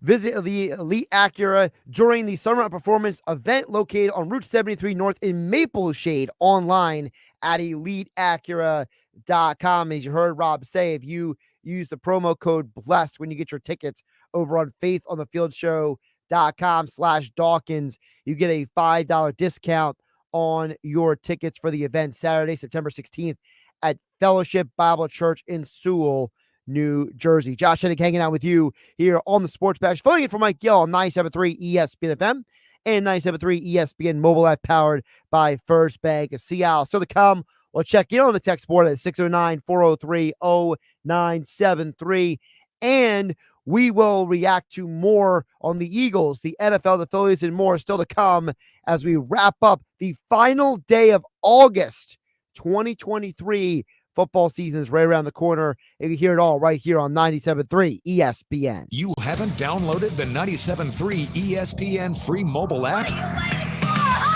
Well, go get it now to follow all the Philly sports teams at 97.3ESPN.com. Powered by First Bank of Sea Isle City. We all have places to go and things to do, but when you're getting around,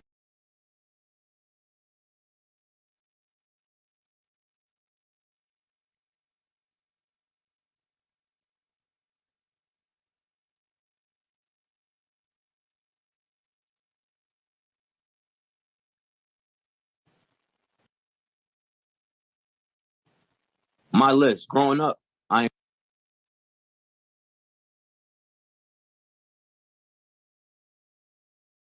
you talk about the top 5 running backs that you've ever seen, this is your list. Who is in your top 5? My list growing up, I ain't watched football that much, but I know that I watch highlights. And Barry Sanders was on my highlights. AP was on my highlights. Damian Thomason. 3. And then I'm going to get a little bit into this air. Saquon Barkley. Ooh, yeah. Then. Got one more. Myself.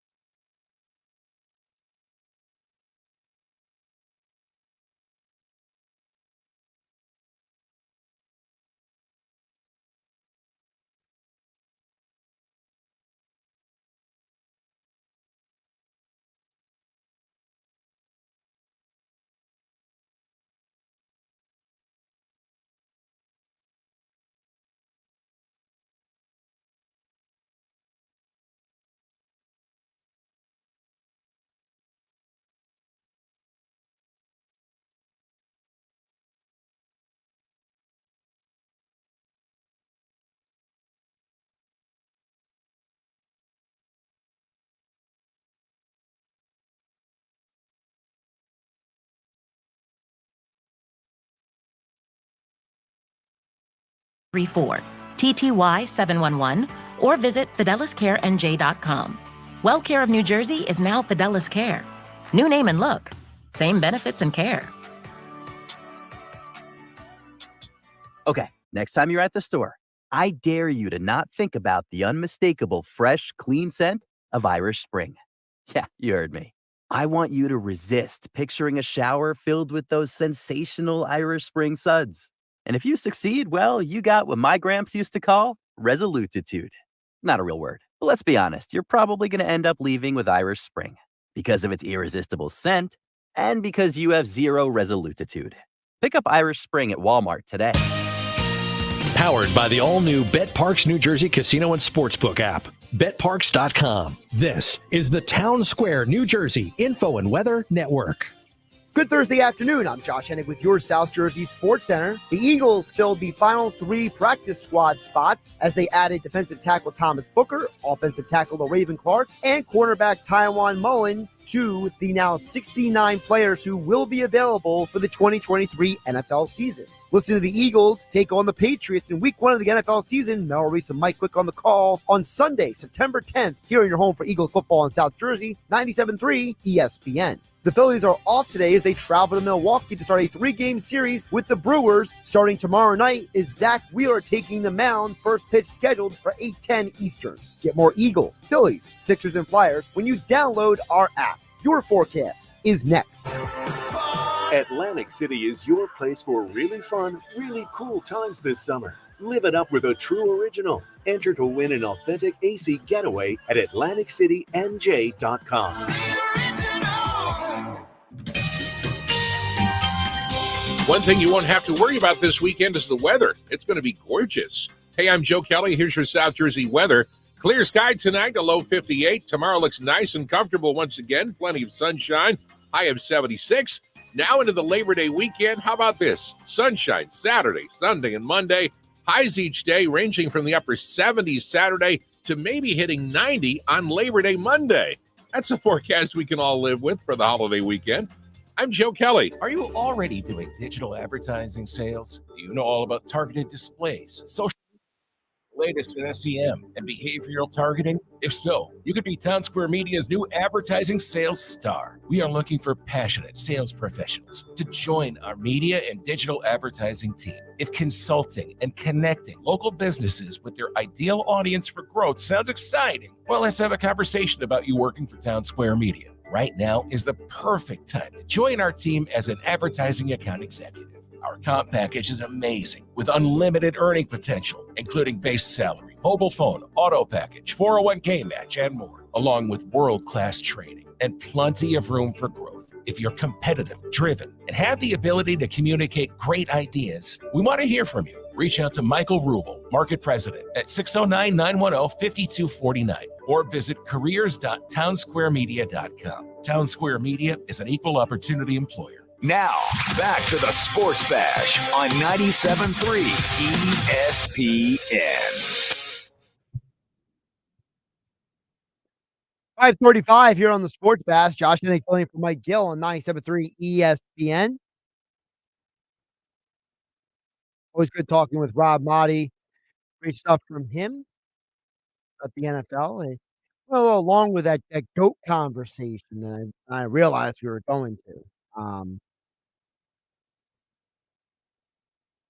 Get some more of your texts throughout the show, 609-403-0973.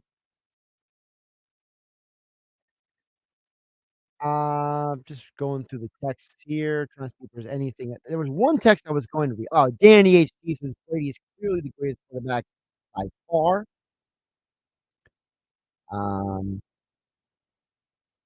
Kevin from Canada followed up and said, thanks, Josh. That was the gist of my football argument, what you were saying. Both Law and Brodor's goals against average are similar, with Brodor being slightly better. Obviously, both were incredible, but don't forget Brodor had Scott Stevens murdering all the players, all the other team's best players up front. We thought it was a good conversation. Yeah, Brodor, here's the problem, though. Waugh had some great players in front of him, too. In Colorado, he had guys like Adam Foote in front of him. The one year they had Ray Bork up there. He has some good players as well. I think the problem is that, when we delineate these things, whether it's quarterbacks, goaltenders, whatever, as I was telling Rob Motti earlier, no one gets it perfect, right? Nobody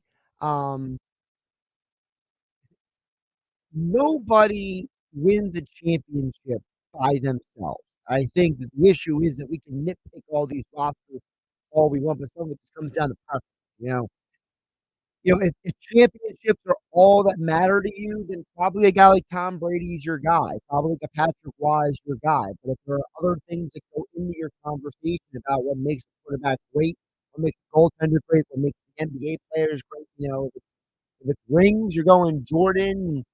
If you're going, other accomplishments, it's LeBron James, right? It's the whole, it depends on where you approach the conversation. We got a fantasy football question in the text board from Sam in Avalon at 609-403-0973. Says, Josh, I have I think he's saying he has the 10th pick out of 10 teams in 2 different drafts, both PPR. Would you go wide receiver, or running back, wide receiver? Sam in Avalon, I think it depends on how they fall. I gotta look up what a projected fantasy football, looks like right now. But I gotta be honest with you, it depends on what kind of league that you're in. I don't mean league as in PPR. I mean league as in, are you drafting with people who are not dense? Are you drafting with somebody who's going to be the person who's like, yeah, man, I got this all figured out. You know what I mean? Like, most fantasy football rankings, your top 5 in some order is going to be like Christian McCaffrey, Justin Jefferson, Nick Chubb, Jamar Chase, Travis Kelce, right? So that's your likely top 5 in most drafts, unless you have that dude who's in your draft, Sam and Avalon, who's going to draft Pat Mahomes in the top 5, right? Or if you're in a 10-person league and you have the 10th pick, is there someone who's going to draft a quarterback before you? That to me determines what you do if you draft a running back or not. Because let's say the top 5 goes like I just said, okay? In some order, Jefferson, McCaffrey, Chase, Chubb, Kelce, and then you have that dude who, instead of picking Tyreek Hill, Bijan Robinson, Cooper Kupp, Stephon Diggs, A.J. Brown, they pick Pat Mahomes. Well, then what happens? Like, for example, if Derrick Henry or Austin Eckler, let's say, drop to you at 10, you're probably taking that running back there because there are much fewer good running backs than good receivers. So, again, just to go over this, if you got the 10th overall pick, now the question is, are you in a snake draft or not? If you're in a snake draft, then you can take a running back and a wide receiver back-to-back pick. So maybe you're drafting Derrick Henry and A.J. Brown, let's say, or, Cooper Kupp and Austin Eckler, whatever combination you want to use.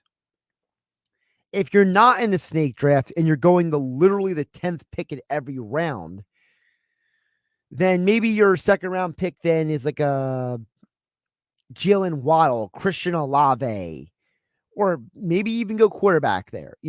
I think that it just depends on what kind of league you're in.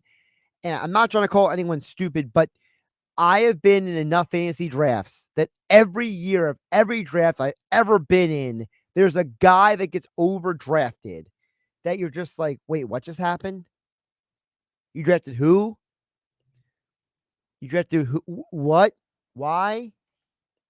So, like, for me, Sam and Avalon, I think it highly depends on, are you in a league with people who make impulsive moves? Are you in a league with people who love the Eagles or love a team so much that even if they overdraft that guy, they want the player from their favorite team? I've seen so many times people do the I'm picking Eagles strategy, right? I've seen people literally just go out there and be like, hey man, I want my Eagles, right? I've heard of some drafts having Amon-Ra St. Brown in the first round, okay? I've heard of some drafts, people drafting Bijan Robinson way higher than people expect, or Tony Pollard, or Josh Jacobs, who didn't play the entire month, didn't even practice the entire month, and just came back for the start of the season. So Sam and Avalon, as you said, you're in a snake draft. So he says, I'm in a draft with competent football fans. Okay, well then you got a fair shot at not being completely sidetracked in this situation. So what I would do is if a good running back falls to you as a 10th overall pick, I'm going running back, wide receiver. And then when I'm come around again on the snake, then I pick a quarterback, because by the time you pick again in a snake draft, you're picking 10, 11, and then I'm not great at math off the top of my head, so you're probably picking something like 10, 11, and then what is that, 30, 31 or something like that. So, I mean, by that point, you're going to need to get a quarterback, because a couple quarterbacks might be gone by then. So I would say, if, again, just to use an example, if an Austin Eckler, a Nick Chubb, although I don't think Nick Chubb's falling to 10, but Derrick Henry maybe, if those kind of guys fall to you at 10, 11, you have to strongly consider picking them. Because to me, there's a huge gap between the best running back and the second best running backs. Like, just to use specifically running back as an example, if the best fantasy football running backs are McCaffrey, Eckler, Barkley, Nick Chubb, Derrick Henry, like if that's the best running backs, and then after that it's like Pollard, Jacobs, Stevenson, Mixon. Well, that's what I'm doing. I'm losing value here. Travis Etienne, Bryce Hall's not gonna get all the snaps. Kenneth Walker's not getting all the snaps. Like, you want to avoid the timeshare running back situation, in my opinion, Sam and Avalon. You want to avoid any running back, if at all possible, is going to be in a timeshare. Like, the person who says, I'm going to draft like DeAndre Swift or Rashad Penny in fantasy football, I say, where? The 10th round? Like, to me, wide receivers, there's way more good wide receivers than good running backs. So if you can get a running back, even if it is at 10th overall, and somebody falls to you for whatever reason, grab them. That's what I say, Sam and Avalon. Here's an interesting question. They didn't leave their name, but on the text board at 609-403-0973, texter says, how many people should be in a league and how many is too many? Texter, that's a very interesting question. I have very strong beliefs about this. So to me, every fantasy league has needed a minimum of 10 because 10 people allows the league to not be too heavy with any one person's roster. And it allows for like some drafting forgiveness. So like, for example, there's 32 teams in the NFL. So, 10 divided into 32 is 3.2. So in theory, you should never end up with more than 3 guys on any team in a 10-person draft league. I think that's reasonable. Being able to land like the entire Eagles offense. If you're a team, if you're in like an 8-person league, what you're doing is you're being like, someone could end up with the entire Eagles offense or the entire, with both Patrick Mahomes and Travis Kelce. You know what I mean? Like, those kind of situations you want to avoid. Too many people. Now that's interesting because I think if you're in a PPR league, you have a little more forgiveness. So like, for example, in a PPR league, you're getting value from a lot of different players. Like, if you're in a PPR league, Deebo Samuel has more value than in a standard league or a half PPR league. Devontae Smith has a ton of value in a PPR league. A guy like, just to use an example, in the past, Cordell Patterson has had a ton of value in PPR leagues. So if it's a PPR league, I think you can get away with 14. I think 14, you can still be competitive. If it's a standard league, I don't think more than 12 is worth it. Because then if you're in a standard or half PPR league, then you get in that whole situation where it's like you're scouring the waiver wire and you're there on game day and you're hoping Jacoby Myers catches a touchdown for the Raiders. Like, you're hoping Sky Moore has a good game for the Chiefs, or you're hoping that, Alan Lazard plays well for the Jets. Like, you don't want to get a league that's so deep that you're depending on like boom or bust guy to win you the week. That's what I think. One more text to get in here, 609-403-0973. Paul from Ocean City chimes in. Hello, Paul. I saw Paul this weekend in Ocean City at the Battle by the Beach, so it's good to hear from Paul. Checking in, says, Josh, great show. Any concern with the Phillies bullpen right now? Hoping just a short-term thing with Soto, Sir Anthony, and Kimbrel. We'll need them to beat the Braves and Dodgers. Hoffman right now is the most consistent. By the way, love the way our offense is playing. Go Phils. This is from Paul in Ocean City. Paul, as I was saying earlier in the show, I think the Kimbrel concerns are a little overblown, Paul in Ocean City. I was saying earlier, I think that, Kimbrel has had 5 bad games, quote unquote, bad games, bad outings out of 59. In the games that he did not allow 2 or more runs in, that would be 54 games. The Philadelphia Phillies are 42-12 in those games. So I think I'm still very confident in Kimbrel. The guy I'm concerned about is Dominguez, because Dominguez, the only thing he has better than Soto this year is an ERA. And frankly, that's because Soto had a couple of really bad outings this year. He's completely imploded. I think as long as you're not depending on Soto in high leverage situations, he can still be an effective pitcher. Dominguez is the guy that I have concerns about, because Dominguez is the guy that looks lost, dazed, and confused out there at times. And if Hoffman is one of your most consistent pitchers, I'm not loving that. You know, that's like when the Yankees used to go into the postseason and you would be like, well, you know, they have Mariano Rivera. Great. And they have Jeff Nelson. Okay. They have Graham Lloyd. All right. And then you're like, and they have Mike Stanton as a left-handed pitcher. And you're like, Mike Stanton, the former Braves pitcher. Like, you don't want your most consistent guy to be Jeff Hoffman and Mike Stanton. Because at some point, Jeff Hoffman and Mike Stanton are going to get exposed by somebody. Okay.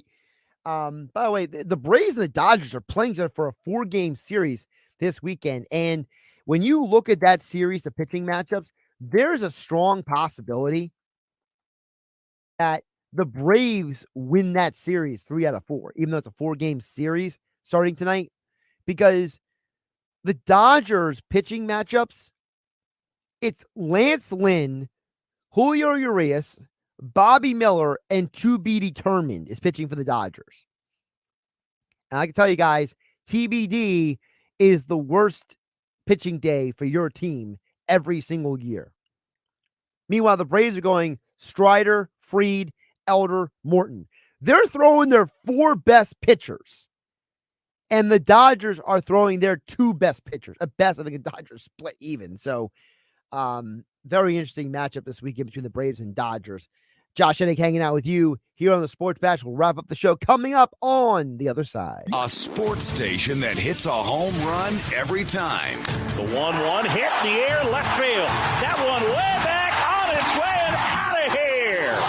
Home run, left field, Trey Turner. It's 97.3 ESPN, South Jersey's home for the best Phillies sports talk. Summer is ending, but the savings are endless at Bob's Discount Furniture. And this Labor Day weekend, I'm throwing a summer send-off celebration with 6, 12, 30, and 60-month financing options and new everyday low prices on highly rated living rooms, best-selling bedrooms, stylish dining sets, and, of course, my world-famous Bobapedic mattresses. Subject to credit approval, go to mybobs.com for details. Plus, entertainment and yummy treats for the kiddos. So join the fun at my summer send-off celebration this Labor Day weekend in all my stores. Whether you own a local business or a global one, you know that these days, generating growth is a challenge. By teaming with Bank of America, you'll not just stay ahead of the curve, you'll move it.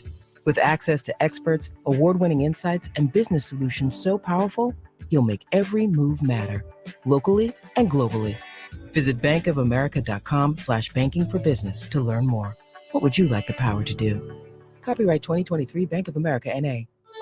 Now your ideas don't have to wait. Now they have everything they need to come to life. Dell Technologies and Intel are creating technology that loves ideas, loves expanding your business, evolving your passions. We push what technology can do, so great ideas can happen right now. Find out how to bring your ideas to life at Dell.com. Welcome to Now. Ruthie, our last summer barbecue is this weekend, and it has to be epic. Well, Total Wine has this new reposado that'll rock your barbecue. And my favorite Cabernet will make your famous ribs even famous-er. Yes, just what my last summer barbecue needed. Wow, and at those low prices, they'll be great for my first fall barbecue. Ooh, I'll trade you my famous ribs recipe for one of yours. With the lowest prices for over 30 years, you'll always find what you love and love what you find. Only at Total Wine & More. Drink responsibly, B21. Every business deserves a great deal. That's why, for a limited time, we're launching the Mobile Made Free event. With Comcast Business Internet, new and existing customers can get 1 year of unlimited mobile for free. Yep, you heard that right. An entire year, free. It's our best internet, powered by the next generation 10G network and with 99.9% reliability, plus 1 line of free mobile for a year. The Mobile Made Free event is happening now. Get started with fast speeds and advanced security for $49 a month for 12 months with no annual contract. Plus, ask how to get up to a $600 prepaid card with a qualifying bundle. Call or go online to learn more. Offer ends 9/21/2023. Restrictions apply. Requires paperless billing and automatic payments. New 50 megabits per second internet and Security Edge customers only. Equipment, taxes, and other fees extra. After promo, regular rates apply. Mobile offer requires 100 megabits per second internet and new unlimited intro mobile service. Ask Sherwin-Williams during the Endless Summer Sale, September 1st through the 11th, and get 30% off paints and stains with prices starting at $31.14. That means 30% off our most popular color family, blue. Psychologists have found it to be soothing and relaxing, which makes it especially great for bedrooms and bathrooms. And of course, get 30% off all of our other colors. Shop the sale online or visit your neighborhood Sherwin-Williams store. Retail sales only. Some exclusions apply. See store for details. Paid for by ERC Business Solutions. Attention business owners. Was your company impacted during COVID? If you had W-2 employees during 2020 and 2021, you may be entitled for up to $26,000 per employee through the Employee Retention Tax Credit Program. This is not a loan. You do not have to pay this back. The IRS paid back billions already. We've helped thousands of businesses just like yours, so let us help you. At ERC Business Solutions, we make it simple. We do it all for you, so you won't have to worry about the complex application process. There's absolutely no risk. If you don't get paid, we don't get paid. Most businesses do qualify, even those with no decline in revenues or those that already got PPP. Find out how much you can claim. There's no cost or obligation. A team of ERC specialists are awaiting your call. Call now at 888-449-3604. Get up to $26,000 per employee. Call 888-449-3604. 888-449-3604. Better days. Healthier living. There are many reasons to start recovery. If you know someone who is suffering from addiction, we are always here to help. Make the call at 844-REACH-NJ. Now, back to more Sports Bash with Mike Gill on 97.3 ESPN, South Jersey's sports leader. All right, wrapping up the show. So last college football weekend, we went 1-1 with the picks. We went 1-0 with the UFC picks over the weekends. We got Notre Dame to cover. Vanderbilt didn't cover against Hawaii. And then Max Holloway knocked out the Korean Zombie. So for tonight, I told you guys I like Utah to cover the spread tonight. I'd also lean for that game under, honestly, too. I don't know how many points are actually scored in that game, but the number I really like is that. The game I think is definitely going to go under is Nebraska and Minnesota. That game is a 43-point total. If you really believe that Nebraska and Minnesota have the offensive firepower to have a 24-20 game, then you know what? You know something I don't. I'm Josh Hennig. Have a great night, buddy. Tonight on Compass Media Network's coverage of NCAA football, we kick off the 2023 season with a cross-country showdown as Cam Rising and the 14th-ranked Utah Utes host Graham Mertz and the Florida Gators. Hi, it's Greg Daniels. Join Chad Brown and me for all the action as the hunt for the college football playoffs starts now. It's number 14 Utah hosting Florida. If it's NCAA football, it's right here. It's college football on 97.3 ESPN. Coverage begins at 7:30.